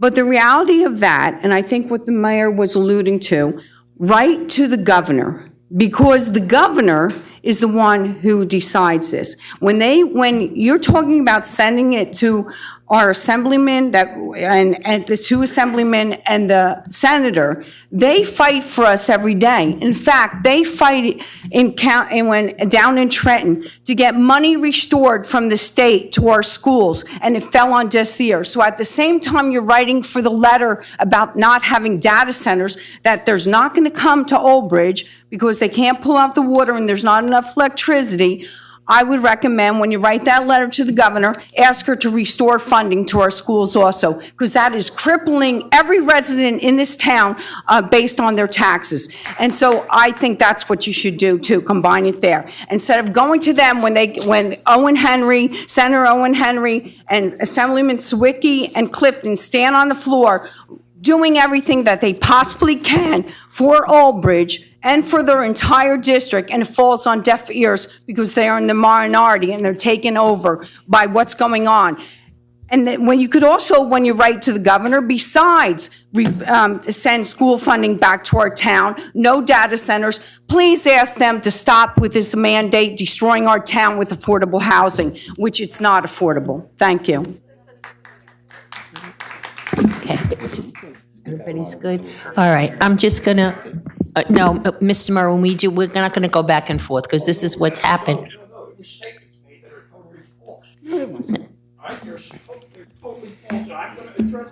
You can address them in your comments.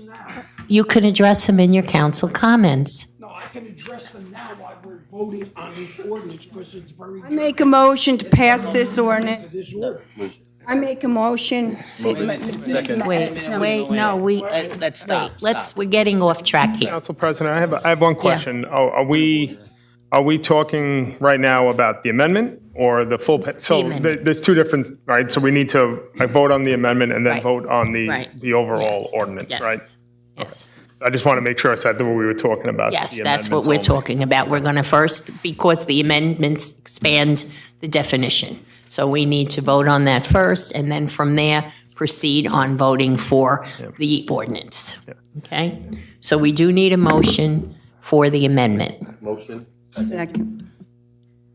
Moved by Councilman Asatuli, second by Council Vice President Dr. Greenberg Belli. This is to approve the proposed amendments. Councilman Asatuli. Yes. Councilman DePalma. Yes. Councilman Desai. Yes. Councilman Merwin. The amendment is very good, and I applaud the attorney for putting it on. But I must address the October of 24 redevelopment meeting where Senator Owen Henry appeared before the redevelopment authority advocating for data centers in the town, in the Crossroads project. And that was a long time ago. And the mayor was present, but she forgot about that. The planner was present. I believe even the attorney might have been present. They both forgot that. So Dave didn't just invent this. But all right, we got the minutes of the meetings. They advocated. They brought in the trade unions to advocate it. The only thing that probably stopped it was the lawsuit. Yes. Okay, so that was how many years ago? Okay, so let's move on. Excuse me, if not, you have to leave. Right. Okay. Council, Finish the roll call. Right. Councilman Merwin, you voted yes on the amendments. Councilman Pasquini. No. Councilman Rizzoli. Yes. Councilman Von Stetten. Yes. Council Vice President Dr. Greenberg Belli. Yes. And Council President Sohar. Yes, on the amendments, Yes, yes. on the amendments. Okay, so now we need a motion and a second to approve the ordinance as amended. Second. Moved by Councilman Von Stetten, second by Councilman DePalma. Roll call, Councilman Asatuli. Yes. Councilman DePalma. Yes. Councilman Desai. Yes. Councilman Merwin. Yes. Councilman Pasquini. No. Councilman Rizzoli. Yes. Councilman Von Stetten. Yes. Council Vice President Dr. Greenberg Belli. Yes. And Council President Sohar. Yes. Motion carries. Okay, and please, let's live in the present. This evening, we did this.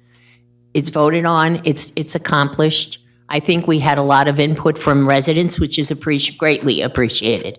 We are trying our best to get our arms around this, and we all do have to join together. And we do have to talk to all the legislators, not just local, all of them, and including the governor's office. So that's a positive among the residents, not this bickering about who said what 4 years ago, 8 years ago. I was 40 at one time. Hello, I wish I still was. But at the end of the day, this is now. We are here in the present this evening. So let's work together and move on from this. Thank you. Consent agenda? Yep. Next is going to be our consent agenda. I would like a motion and a second, and then we'll separate. Second. Moved by Councilman Rizzoli, second by Councilman Von Stetten. Items for separation, Councilman Asatuli, No items, thank you, Kate. Councilman DePalma, C4, please. C4. Councilman Desai. Councilman Merwin, For also. C4. Councilman Pasquini, No separations, thank you. Councilman Rizzoli. No separation, thank you. Okay, Councilman Von Stetten, No separations, thank you. Council Vice President Dr. Greenberg Belli, No separations, thank you. and Council President Sohar. No separations, thank you. Okay, so we're going to take a vote on the balance of the consent agenda. Yep. Councilman Asatuli, Yes. Councilman DePalma, Yes. Councilman Desai. Yes. Councilman Merwin. Yes. Councilman Pasquini, Yes. Councilman Rizzoli. Yes. Councilman Von Stetten, Yes. Council Vice President Dr. Greenberg Belli, Yes. and Council President Sohar. Yes. Okay. Okay, next will be C4, Mr. Merwin. And gentlemen, will you please come forward? Good evening. Mr. DePalma and Mr. Merwin. And Mr. DePalma, yes. Don't call me late for dinner. No. Okay, Good evening, fellas. okay. Good evening. Good evening, gentlemen.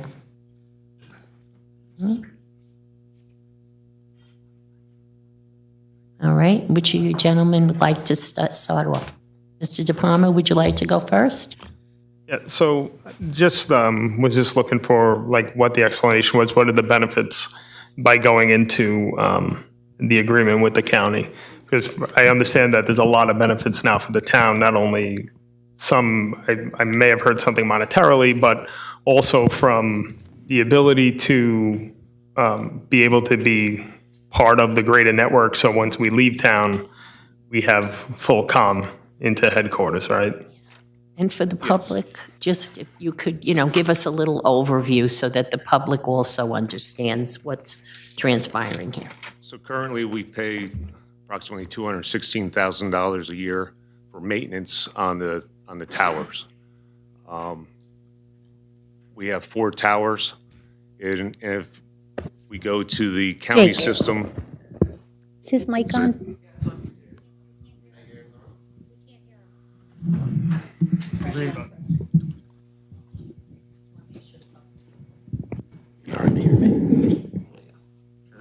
yeah.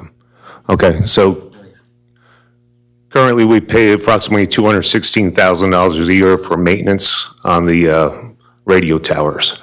And if we go to the county system, well, not the county system, it's still going to be the same radio towers.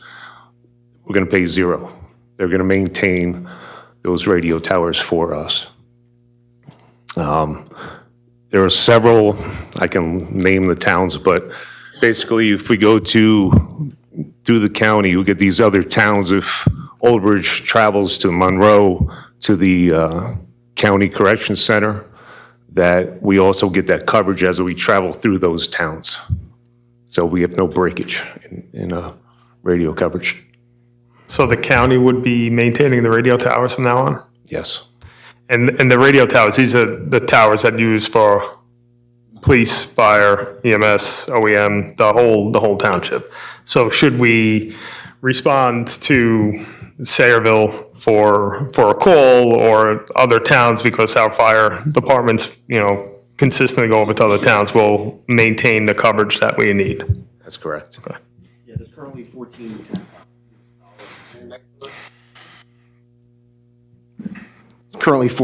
municipalities in the county that is on the system. We'd be the 15th. So it just expands the coverage within the county and even outside the county. We've heard it, people that have communicated all the way down to Ocean County without difficulty. Oh, so that's excellent. Because right now we don't have that ability today? We lose it at the county sometimes. Going to the county jail, we lose transmission. Okay. So I'll just reiterate what you just said. If we go to the county jail, sometimes we lose communications to our headquarters. So then ultimately, our officers may have to use their cell phones to call in? Correct. Okay. That's what they normally do. They normally would call on the cell phone into headquarters saying we're out at the county, or type it into our chat via our MDT computers. Okay. So it's a $216,000 a year savings? Yes. That's awesome. Yeah, that's great. Thank you, guys. Great job. You guys came and gave the report because you said 4 towers. You said 4 towers. The agreement only says 3. So the county came in and did an assessment of what was needed, and the one tower they felt it was unnecessary for the volume of, I don't know the correct term, but just say wattage or amperage of the surrounding where the towers are located. They felt that those 3 towers were sufficient enough, and that we didn't need the 4th.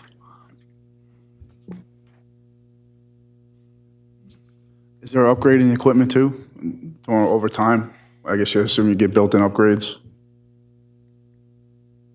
I didn't, could you? Equipment gets upgraded during the course of time as this agreement goes in, say, a couple of years from now, they upgrade? Right off the bat, they're going to upgrade our equipment. Our equipment is currently over 10 years old and is going to need upgrades as it is. So Okay. this would just save us, we're estimating about $1 million in upgrades. Excellent. Thanks for your presentation and congratulations. And that $1 million, we'd have to bond for that, right? We would, yes. We were So currently, right off the bat, we're saving $1.2 million. this was something we planned on last year, even bonding for it in 2027. Oh, that's great. So who would pay for this? Middlesex County. Thank you.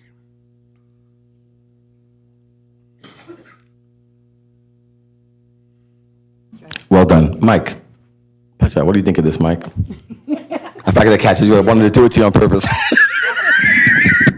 I saw Mike, because he's out on the scene at 4 in the morning, 3 Good like you evening. guys, 2 in the mornings. He's 2 hours sleep, the guy. It's a win for emergency services to have the capabilities of going outside of our county, outside of our town, and being able to communicate. Fire departments travel to Ocean County. Fire departments travel to Carteret. Police departments get into chases. And to use cell phones in 2026 is kind of like archaic when we have radios that can handle the situation. If we had the towers that we're going to get, it's a definite win for us. Well done, guys. Really, I appreciate it. Do we need a data center? It's a joke. It's a joke. I'm kidding. I'm just joking. I'm just joking. We would be in the, on the Mars, the county emergency response frequencies. Yes, so there's multiple channels. We would all be on all those channels. So EMS would be able to click over to the EMS mutual aid channels. I mean, the PD would have the interoperability Yes. with all the other departments. Yeah, they'll be able to click their radio over to Saraville and be able to talk to Saraville. Right now, the way we do it is we ask headquarters to call Saraville and let them know what's going on. Now we can have direct contact. That's great. Sounds like Can I a just really add, this good- is such a win for the town. Not only are we having better service, they're upgrading our equipment, and look at all the money we're saving. So it's a big win. I want to thank all of you for all the hard work you did. Yeah, it's a lot. It really is. Anybody else have a question? No, I have nothing else. I'll move it. Okay. Second. Yep. All right. Thank you very much, gentlemen. Thank you. Have a good night. Have a good evening. Moved by Councilman DePalma. Who second? Second by Council Vice President Dr. Greenberg Belli.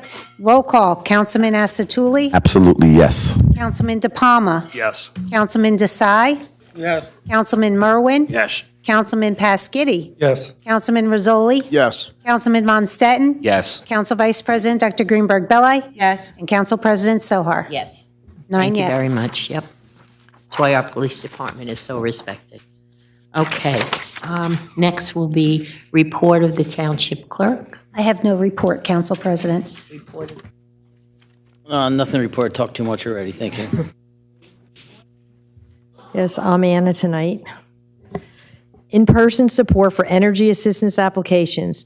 Representatives from JCP&L will be present at the Old Bridge Administration Building on Thursday, August 13th, from 9:30 a.m. to 2:30 p.m. to assist with applications for Universal Service Fund and provide information on various energy bill assistance programs. Assistance is available by appointment only. To schedule an appointment, call the Senior Center, Silver Linings, at Old Bridge at 732-721-5600, extension 6600. For Universal Service Fund Program inquiries, you can email njeaot@firstenergycorp.com or call or visit Silver Linings. Old Bridge Food Bank's National Night Out Food Drive. On Tuesday, August 4th, during Old Bridge 2026 National Night Out, the Old Bridge Food Bank will be accepting monetary contributions along with donations of non-perishable food items and toiletries to assist Old Bridge families in need. Visit the food bank's tent to donate or to learn more about our services. Connect with the food bank by visiting www.oldbridge.com food bank or joining the food bank's Facebook page at Old Bridge Food Bank.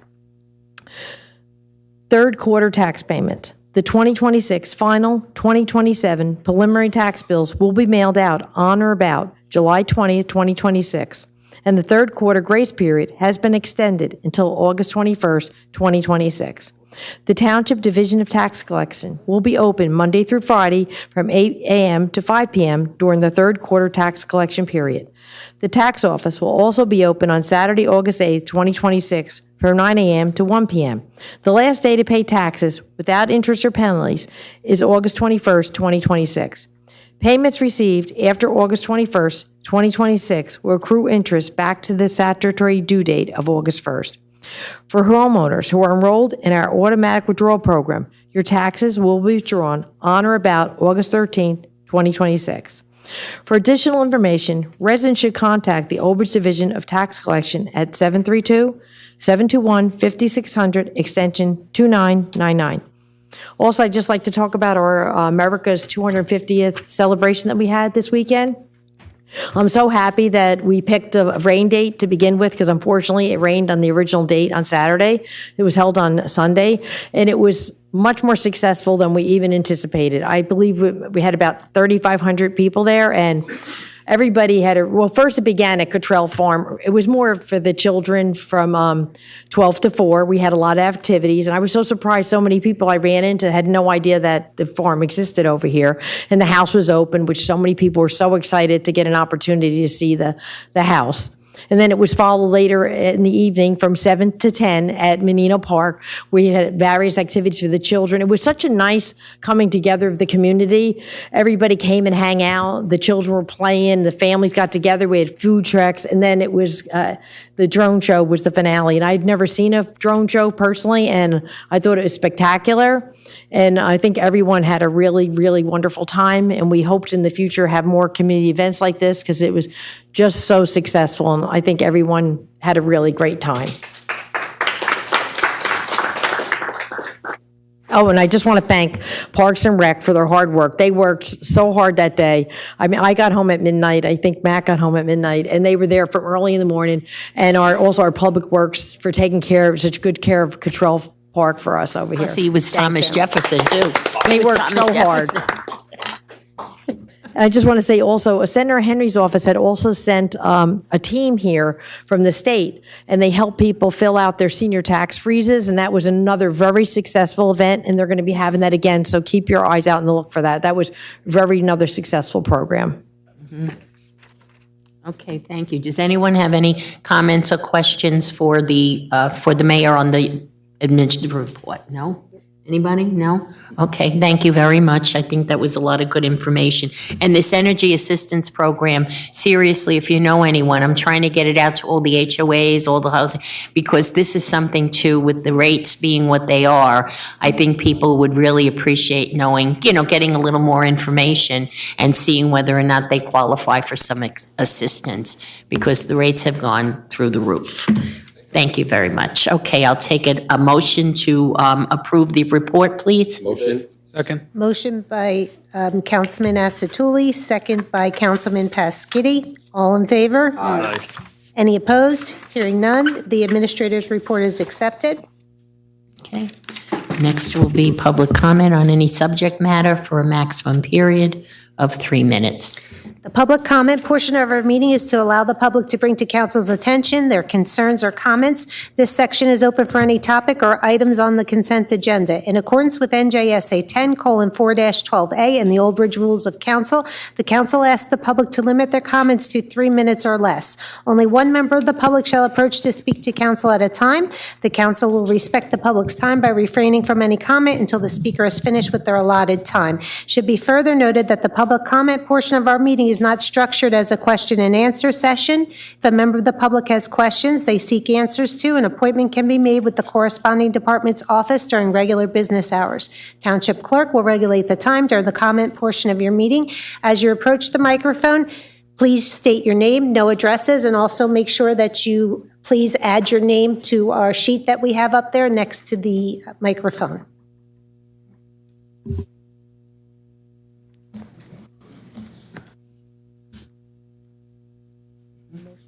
Short. Good evening, no, we need Ruth 1 minute, Ruth. We just need a motion to open to public. Second. Yeah, just 1 sec, thank you. Moved by Council Vice President Dr. Greenberg, second by Councilman DePalma. All in favor? Aye. Any opposed? Hearing none, we're now open to public comment. Okay, good evening. Good evening, I'm Ruth Queen. I've lived here 38 years. I voted for several of you on the board. I want to just say how nice on a public hearing that we had back and forth, and people listened on the council, and people listened back here. And wouldn't it be wonderful if once every 3 months, say, we have a town hall where we can come up and we can ask about sidewalks, just general, or data centers, or gay pride, or anything else, and have it back and forth as it was tonight during, I know it was a public hearing, but wouldn't it be wonderful? Because we're all one community. whether we're Democrat, Republican, Independent, black, white, whatever. Wouldn't it be nice if occasionally we have a town hall where we could just come and we feel comfortable asking questions? And also, I'd just like to say that Cottrell Park is fantastic. I bring my grandchildren there whenever they're here, and I love it. We never had anything like that for years, so thank you for that. But please, we would love, many of us would like a town hall where we can come and ask questions and not wait to hear someone say something that doesn't make sense or doesn't agree with us. And yes, you could not agree with us, but have it a civil discourse. Sorry, I'm tired. Anyway, thank you.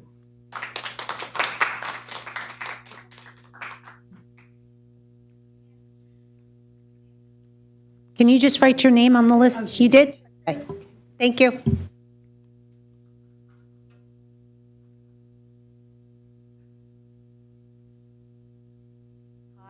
Lisa Pasquarello, lived in Old Bridge 32 years. Always been very happy with the township and things going on here, and I appreciate you all. But I do want to make a comment about the last 2-year tax increases, and I take your advice. I'm going to write definitely about that and everything else that we need attention to from the governor. So I myself find it a hardship, and I know other residents in my neighborhood that I've spoken to have very much difficulty meeting the huge tax increase. And I understand it's because the Board of Education has not gotten the funding from the state. But we all live here. We all, I'm sure, are getting the same increases, tax rate.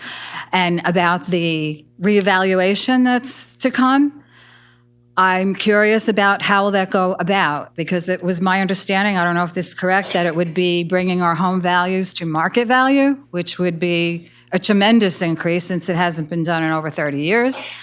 And will the tax rate drop since market value will be quite high?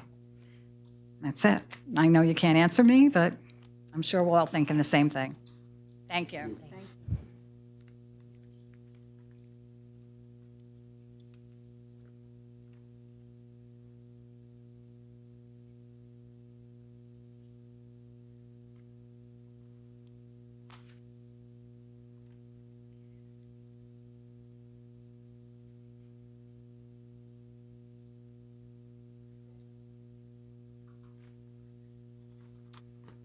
Good evening, Mayor, Council President, and members of the Township Council. My name is Greg Clemish, resident of Old Bridge. Thank you for allowing me the opportunity to speak. I'm here because I am deeply concerned about the safety of everyone who lives on or travels along Gordon Road. The posted speed limit is 25 miles per hour, yet it is common to observe vehicles traveling well in excess of that limit, particularly on the stretch approaching my residence from Tudor Court. Excessive speeding is not an occasional occurrence, it's a daily problem. This is no longer simply a quality of life issue, it's a public safety issue. Children, pedestrians, cyclists, residents backing out of their driveways, contractors, and even wildlife are placed at unnecessary risk by motorists who disregard the speed limit. I do appreciate the efforts of the Old Bridge Police Department, but I do not believe increased traffic enforcement alone is a long-term solution. Enforcement can only be present for limited periods of time. Effective traffic calming measures work 24 hours a day, 7 days a week. I respectfully request that the township seriously consider installing speed tables and radar speed display signs on Gordon Road. I also respectfully request that the township engineer evaluate Gordon Road using established traffic engineering principles and applicable New Jersey traffic calming guidance to determine which measures are appropriate for this location. My request is simply that the roadway receive a thorough, objective evaluation based on the condition the residents experience. In addition, I request that the traffic data collection equipment remain placed in its current location where speeding is most prevalent, so the township obtains representative data rather than measure from the locations that drivers slow.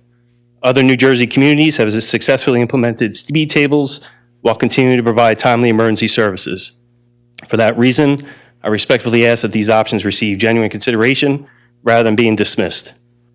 I will be distributing my previous letter that you received dated June 24th, along with a copy of a response that I received from the engineer on July 1st to the residents on Gordon Road, and will be collecting signatures for a petition. Once completed, I'll provide the comments and petition to the township. Additionally, I intend to file an Open Records Act request citing for records for traffic citations issued on Gordon Road from April 2010 to present, as well as records relating to emergency responses to Cheesequake Village. I respectfully ask the council to work with the residents of Gordon Road to identify solutions that will prevent a tragedy before one occurs. I have a 9-year-old daughter. I am also here seeking not excuses, but explanations as to why we cannot approve it, but for reasons why we can. I welcome any member of the Township Council, Township Administration, Township Engineer, and law enforcement to spend just a period of time in my driveway to observe firsthand what our residents experience. I would like to thank recently elected Councilman Merwin for reaching out since my letter was received. Previously, elected officials were made aware of this issue for the 16 years that I lived in Old Bridge with excuses. Thank you.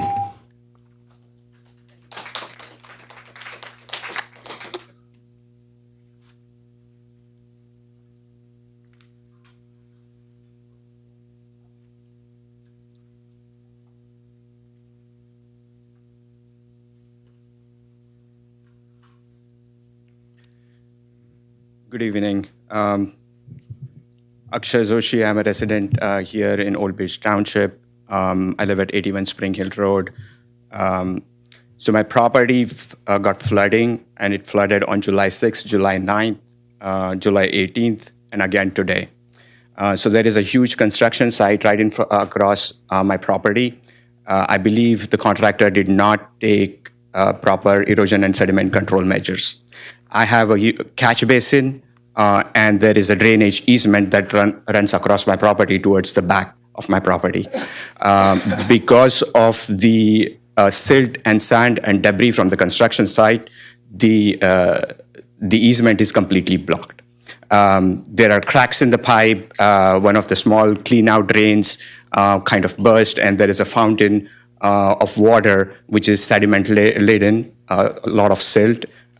It's flooding my basement, my garage, and my complete yard.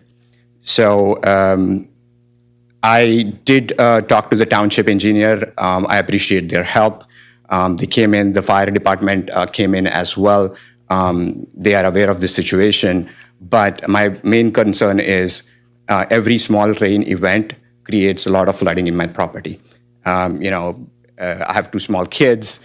I'm concerned with my basement getting flooded continuously for every rain event. So what I'm asking is an expedited review and inspection of the drainage easement, and someone come there and take the proper measures. The construction site across the property, there is a contractor, Atlantic's Construction, and I spoke with them, and I filed a claim through my insurance company. I talked to their general liability insurance company as well. They just denied my claims. They said it was a flooding event. But I think there is sufficient evidence that the complete drainage easement is blocked. The water has nowhere to go, and just floods my property as well as my neighbor's property as well. There are other issues, like we get a lot of vibration when the construction work is going on. I'm concerned that my structural, it could damage the structural foundations and create some issues. So that's all I have. I spoke with other neighbors as well. They talked about the same thing. They have issues as well.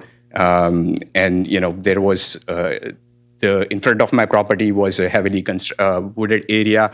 Around 5 or 6 acres of trees were cut down, and all the property, the water from the construction site just comes into my property and floods every time. Thank you.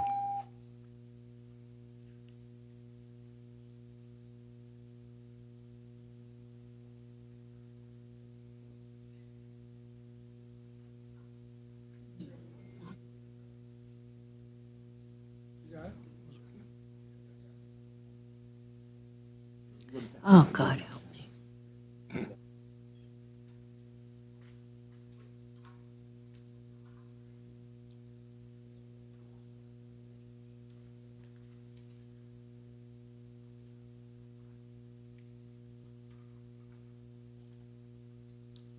Hello again. I just want to congratulate everyone here who showed up, and we're happy basically that this ordinance passed. So thank you to the council members who voted to progress this. So I just want to say, part of this data center discussion is part of a larger conversation about overdevelopment and industrialization that's happening right now. I want to emphasize that not all industry is bad. There were times when factories came into towns and brought hundreds and thousands of jobs and really transformed communities for the better.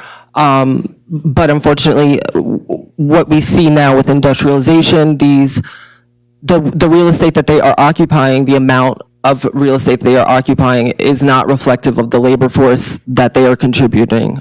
We've seen this with the fulfillment companies that use automated technology.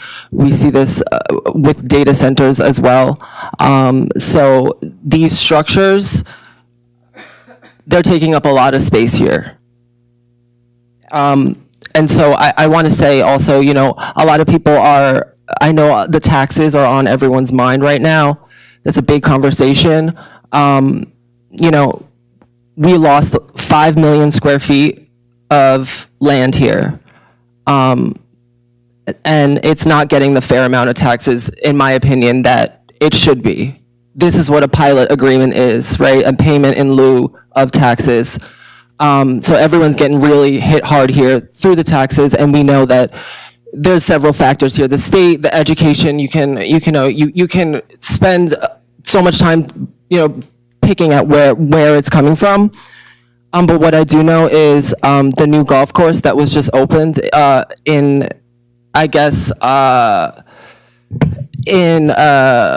agreement, I'll say, with the warehouse project. That land was preserved back in 2004, I want to say, through open space money, right, which is taxpayer contributed. And we see now what happened with the golf course, where if you want to step foot on the golf course, you have to pay $79.99 or whatever.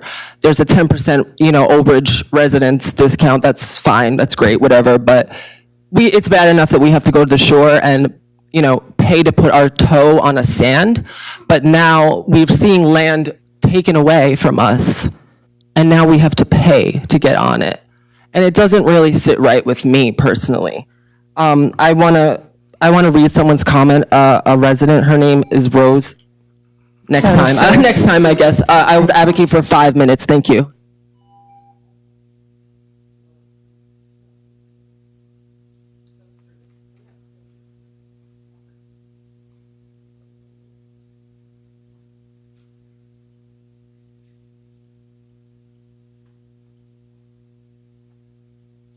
Write it down again.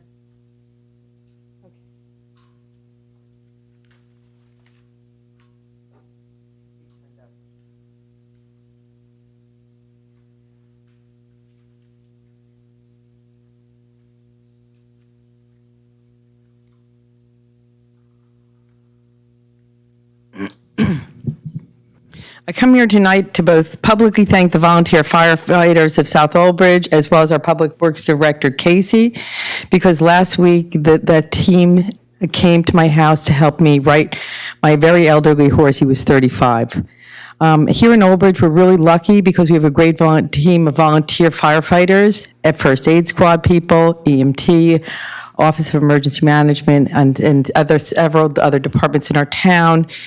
Many don't even really know what they do besides fight fires for our fire department. They do a lot, and my son and I are extremely grateful. But it also reminded me about several months ago that these volunteers actually came to this council to request real incentives to provide long-term and volunteers payback in some way to the work they've done over the years, as well as the people, incentivize the new people for coming. And it would be really nice if this town looked into those. We give tax rebates to the veterans, disabled, and the elderly. We give for tax freezes to the elderly, excuse me. There's no reason we can't look into this type of thing here in this town. And I know there are other incentives like free parking or discounted daycare, or as the mayor offered up, a discount on the golf course. However, the reality is that these people volunteer. They spent 3.5 hours, more than 15 people spent 3.5 hours trying to get my horse upright. And that was amazing. How many hours do they spend on a fire when a fire breaks out and cleaning it up and putting it out? These are volunteers. We need to help them just the same way they help us. And I would really love to see this council look to find real incentives. And finally, Mr. Rosoli, I'm still waiting on that meeting on the energy consortium so we could get our real discounts on electricity that was voted on 5 years ago by the residents in this town.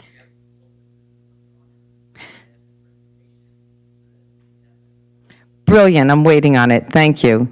We really need those discounts, not just, of course, the discounts that were offered. By the way, thank you, President Sohar.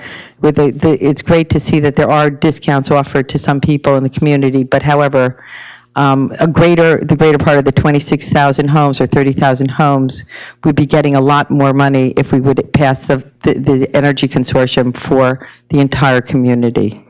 Thank you. Is there anyone else in the public who wishes to be heard this evening? Good evening.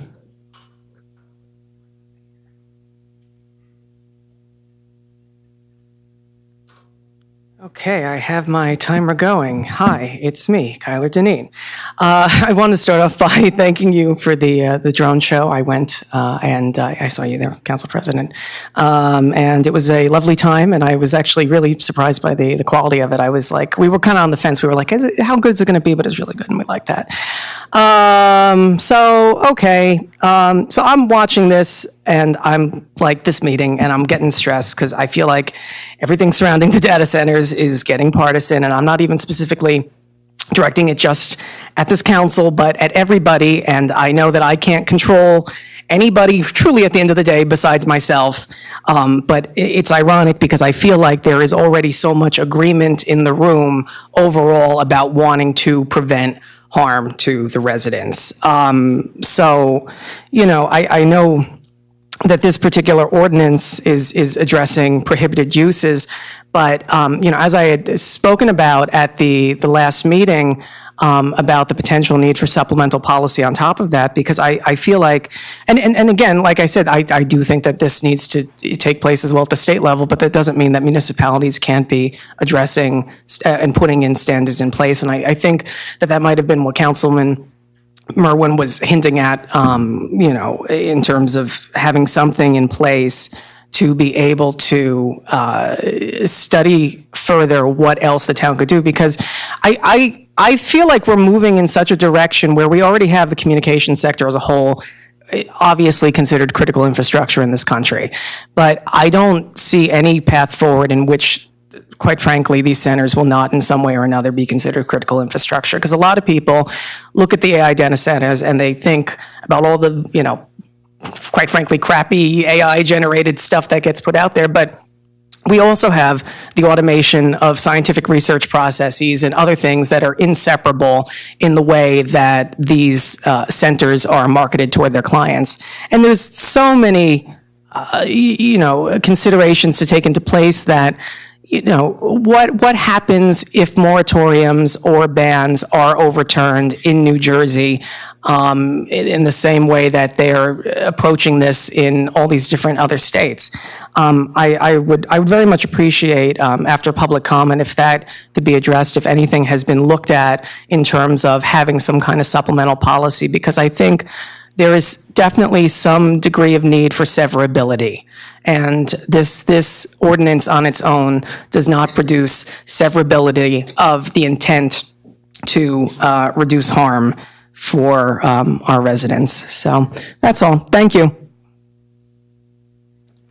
Is there anyone else who wishes to be heard this evening? Okay, seeing no hands, I will ask for a motion to close the public. Moved by Councilman Von Stetten, second by Council Vice President Dr. Belli. All in favor? Aye. Any opposed? Hearing none, the public comment portion is now closed. Do we need a motion for council comments? No. Right. Okay, so let's just, Councilman Asatuli. Yes. First, I want to say, amazing meeting. To all the residents came today, thank you. You really care about this town, and it shows. And for the one lady who came up and she said it was back and forth, we are one community, I want to thank you for that. It's been a long time, right? And today was simply something about Old Bridge business. We heard each other, spoke to each other. It was amazing. Nothing personal. It was just all about how we can make Old Bridge better. And I wanted to thank all of you for that today. Really, from the bottom of my heart. It's just great comment, by the way, young lady. I really appreciate that. People that are tuning in, probably at home, we had a lot of talk about data centers. And as technology continues and advances every day, conversations like data centers are, they're only going to become more common. Whether someone supports them or opposes them, it's important that we base our decision on facts, on what the law actually allows. It's also important for the public to understand that municipalities generally cannot simply impose a blanket ban or moratorium on a lawful land use. I've heard statements suggesting otherwise, but the reality is that land use decisions must follow New Jersey law. We owe it to our residents to have an honest discussion based on the facts, which we had here today. And I hope, and I'm so thankful you all listened. It was a great conversation, and this is the way, council kind of conducts its business, and I really appreciate it. On a brighter note, Mayor Walker, I got to tell you, I want to congratulate everyone in this weekend's incredible celebration at Cottrell and Menino Park, honoring America's 250th anniversary. Mayor Walker, the drone show, I got to tell you, was the entire day was just absolutely amazing. I mean, Dan, I want to especially thank Anna, our business administrator, the entire administration, Matt, Casey, my guy. I mean, you put it together. It was a first-class event. And Debbie, there was almost 4,000 people there. I was there with my family, and I just stayed there in awe. And everybody was happy to be in this town. And I heard even business administrators from across towns all over Jersey were calling to see how Old Bridge pulled it off. That's something we all should be proud of. And I'm so proud to represent all of you in this town, because Old Bridge is pretty amazing, man. Debbie, incredible. Really, just the residents loved it. I wanted to share something really quickly about Memorial Day. I want to close with something that stayed with me, and I want to share that with you guys, all right? On Memorial Day, our 94-year-old Grand Marshal, who served in the Korean War, said something. He said, Old Bridge is a magical place. What's there to complain about? I already fought for your freedom. That hit my heart that day because he loves this place. I think he's been here, 61 years, Anita? Long time, right? And he was like, what do we complain about? I love every moment. And you know what? You're allowed to complain. You're allowed to have conversations. We're allowed. That's what they fought for, freedom of speech. And tonight was a great example of it, and I want to thank you for that. Those words remind us that the freedoms we enjoy came at an incredible cost, paid for generations of brave men and women who served this country. Let's honor their sacrifice by appreciating this community, respecting one another, even though we may disagree. And remember that Old Bridge is truly a magical place that we're all fortunate to call home. Once again, I just want to thank you all. It was really amazing. Thank you. Councilman DePalma. Thank you, Kate. So to reiterate, thank you to the mayor and the administration for the celebration. A lot of positive feedback, especially a lot of positive feedback on our very own Thomas Jefferson over there dressing up. Thankfully, the weather subsided for you, so you didn't have to sit in the heat in that costume. But to thank Anna, Parks and Recs, Taylor, Matt, and everyone involved. It was a great family event. It's nice to see, folks congregating around the middle of town, in two separate events in the same day, right? A lot of kids running around. I was very, very happy when I pulled up to the end of the night, the drone show, thank the businesses that supported us, Elizabeth's, Mezcal, Jersey Freeze, as well as the hospital for helping us get that. So that drone show, if I'm not mistaken, and Mayor, you can correct me if I'm wrong, cost us pretty much nothing. It was free based off of those sponsors. So, I think it's an absolute great thing. So the first thing I was asked was, how much did that cost? And I did ask Anna that night, and she said, Eric, it costs next to nothing because of the sponsors. So I want to thank them for making sure that our township had a great event like that. And if I'm not mistaken, Matt, we have a bunch of towns asking us, how did we get in front of them with the drone show instead of them? So tell Marlboro, all right, we won with that. But thank you all again. It was an absolute great event. Also, I want to thank Public Works, OEM, police, and all of our first responders. The last couple of weeks have been absolutely horrific with the rain. I thought we were going to get hit with it again today as I was standing at my daughter's swim meet, and it decided to open a fire hose on top of us. There's been a lot of flooding and stuff like that around town, and the quick response, and I know a lot of that flooding, so the flooding that has happened, it's just the volume. Tons of volumes that have come down 4 inches an hour or 4 inches over 2 hours. Nothing can handle that, but quick acting, whether it's, Public Works, down trees, OEM setting up cones, everyone getting out there and ensuring that the community was safe. I just want to thank you guys. I think we kind of overlooked that. We expect that to happen. But thank you guys all for all the stuff that you do behind those scenes. And then finally, just want to send a congratulations to one of our own. So Bob DeMarco, so those who don't know, Coach DeMarco, who Bob DeMarco Stadium is named after, he is being inducted in the New Jersey Lacrosse Hall of Fame.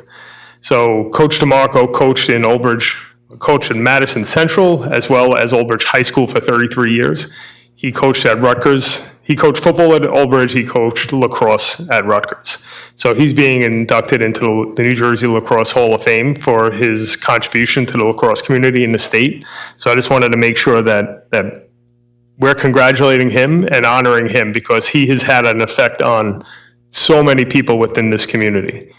So I just wanted to say a congratulations to Coach DeMarco. And that is all, everyone. Have a wonderful rest of the summer. Councilman Desai. First, I want to offer a congratulations to Township of Woolbridge administration for organizing America's 250th birthday on this Sunday. I specifically want to mention Anna, the business administrator, Matt from Recreation Department, and Police Department for their hard work and planning for such a beautiful event. It was overcrowded. We did not have a parking. To get out after the show, it took me 40 minutes to reach to the traffic light. So that shows the people were so intense. And I don't know, but my estimate, there was at least more than 5,000 to 7,000 people. Also, I would like to thank all the township employees who were involved in organizing and during the event, making people comfortable for parking their car and moving around. Also, I want to recognize the sponsor who had given financial support for this big event. And also, I would like to thank you and to the public of the Old Bridge Township. There was no incidents, in my opinion, that I see that any even small fender bender or somebody raised the voice. So that shows the public was there to enjoy the show.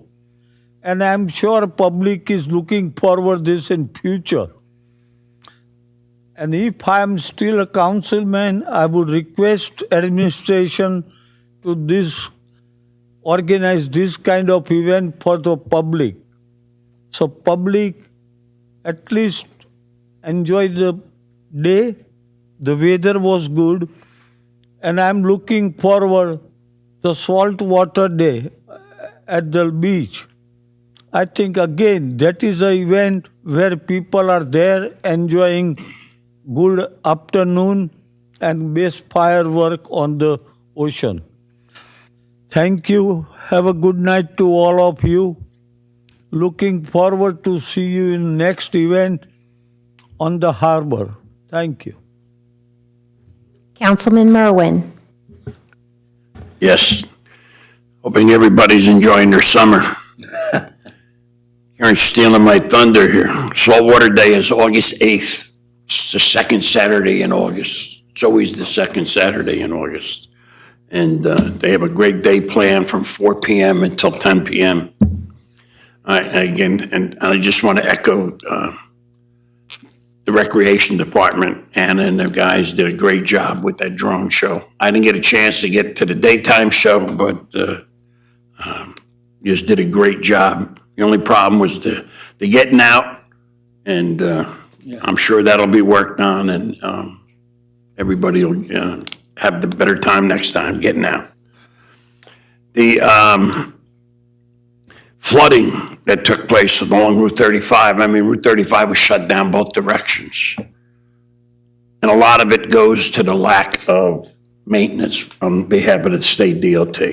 There's storm drains that are completely filled with dirt, and the water's got nowhere to go. So, Case, I don't know if you've been in touch with them. I had talked to the foreman down there. Evidently they got one Vector for the whole region here. And I said, you only got one, we got two in town. Three maybe, right? Yeah. So, we're working on that. There was no complaint of floodings on the township roads. So that's kudos to you, Case. That's it. Thank you. Councilman Pasquini. Yeah, kudos to the mayor and the administration for an awesome 250 celebration. Don't forget, Old Bridge Day is September 26th, and that takes place right here in the Municipal Center. I wanted to just talk about the speeding because, Mr. Clemish makes a good point, but it's not just his location, it is townwide. There's a culture issue. There's people using like Phillips Drive and Sherwood to shortcuts, and people are speeding. And before somebody gets hurt, I think we should, as a council, maybe have a committee meeting or something, set up a committee that we could talk about what can be done. I know that a few years back, we set up enforcement areas where you're forced to go to court if you're speeding on those roads. And I don't know if that's been successful or not, but there are other roads that people speed on.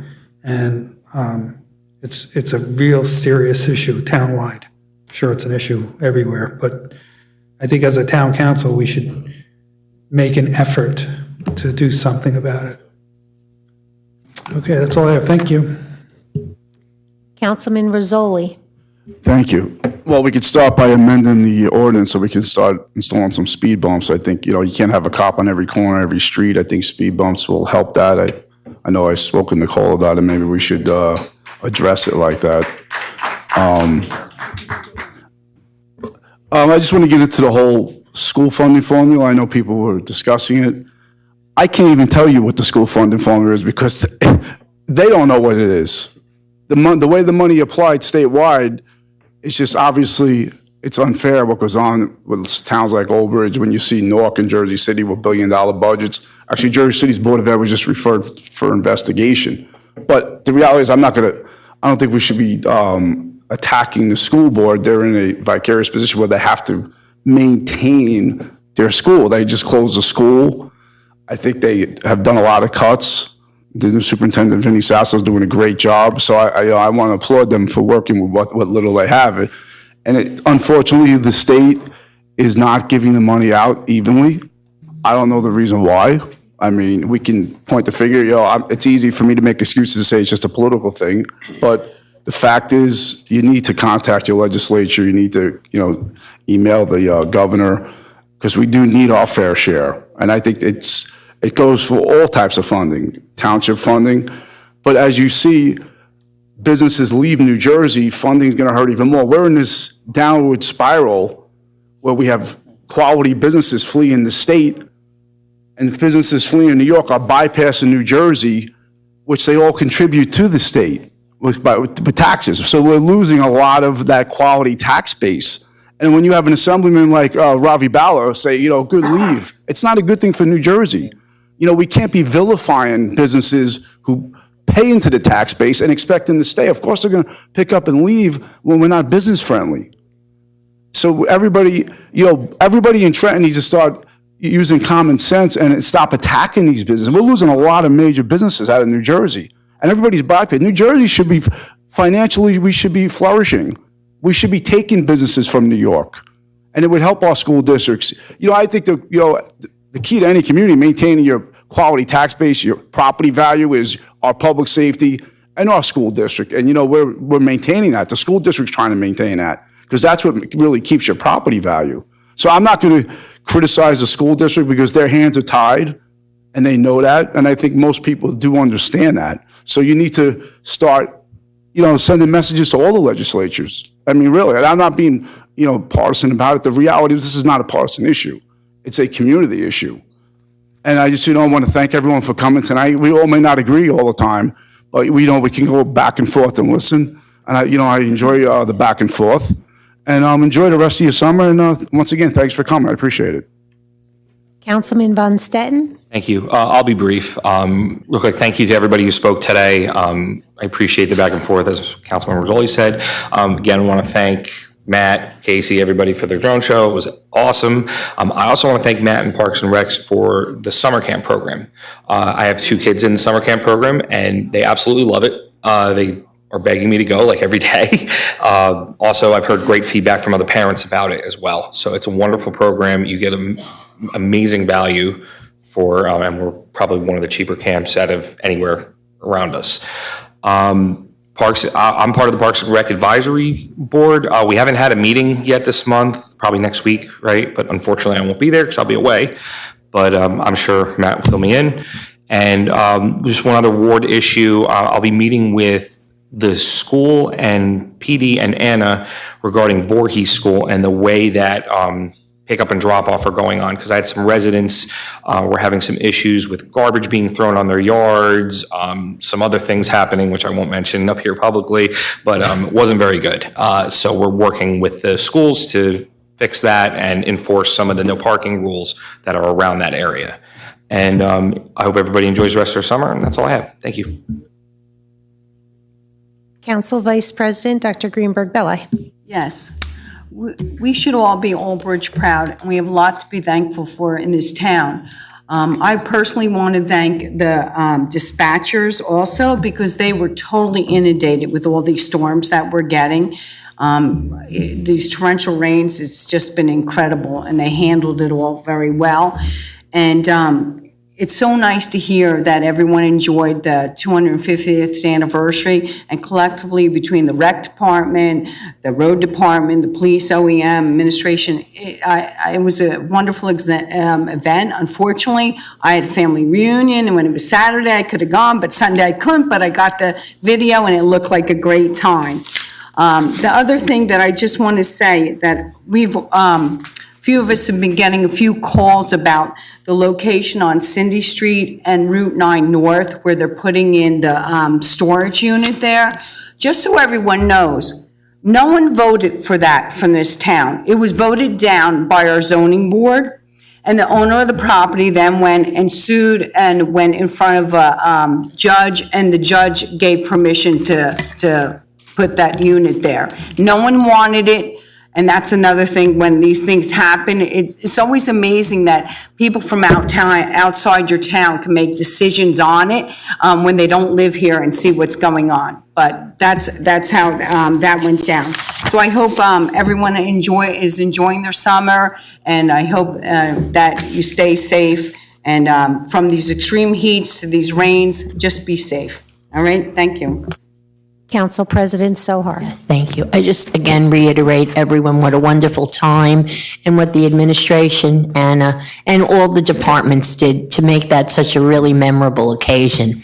And I think it brought the town together. I also want to thank our attorney because he really does take the time to talk to us and to talk to the residents. And I think that's very important too. I think the exchange was very good tonight, and I think we should move and look towards the future. When we keep going backwards with this was said, we want to make progress. So let's just move forward with things. And I think we did this evening.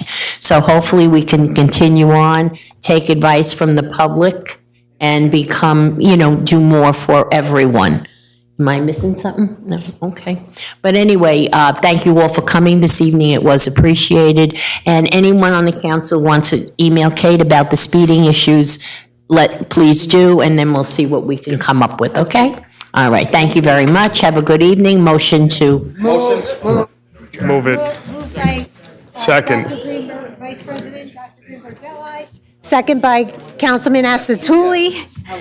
Roll call. Yes. Councilman Asatuli. Yes. Councilman DePalma. Yes. Councilman Desai. Yes. Councilman Merwin. Yes. Councilman Pasquini. Yes.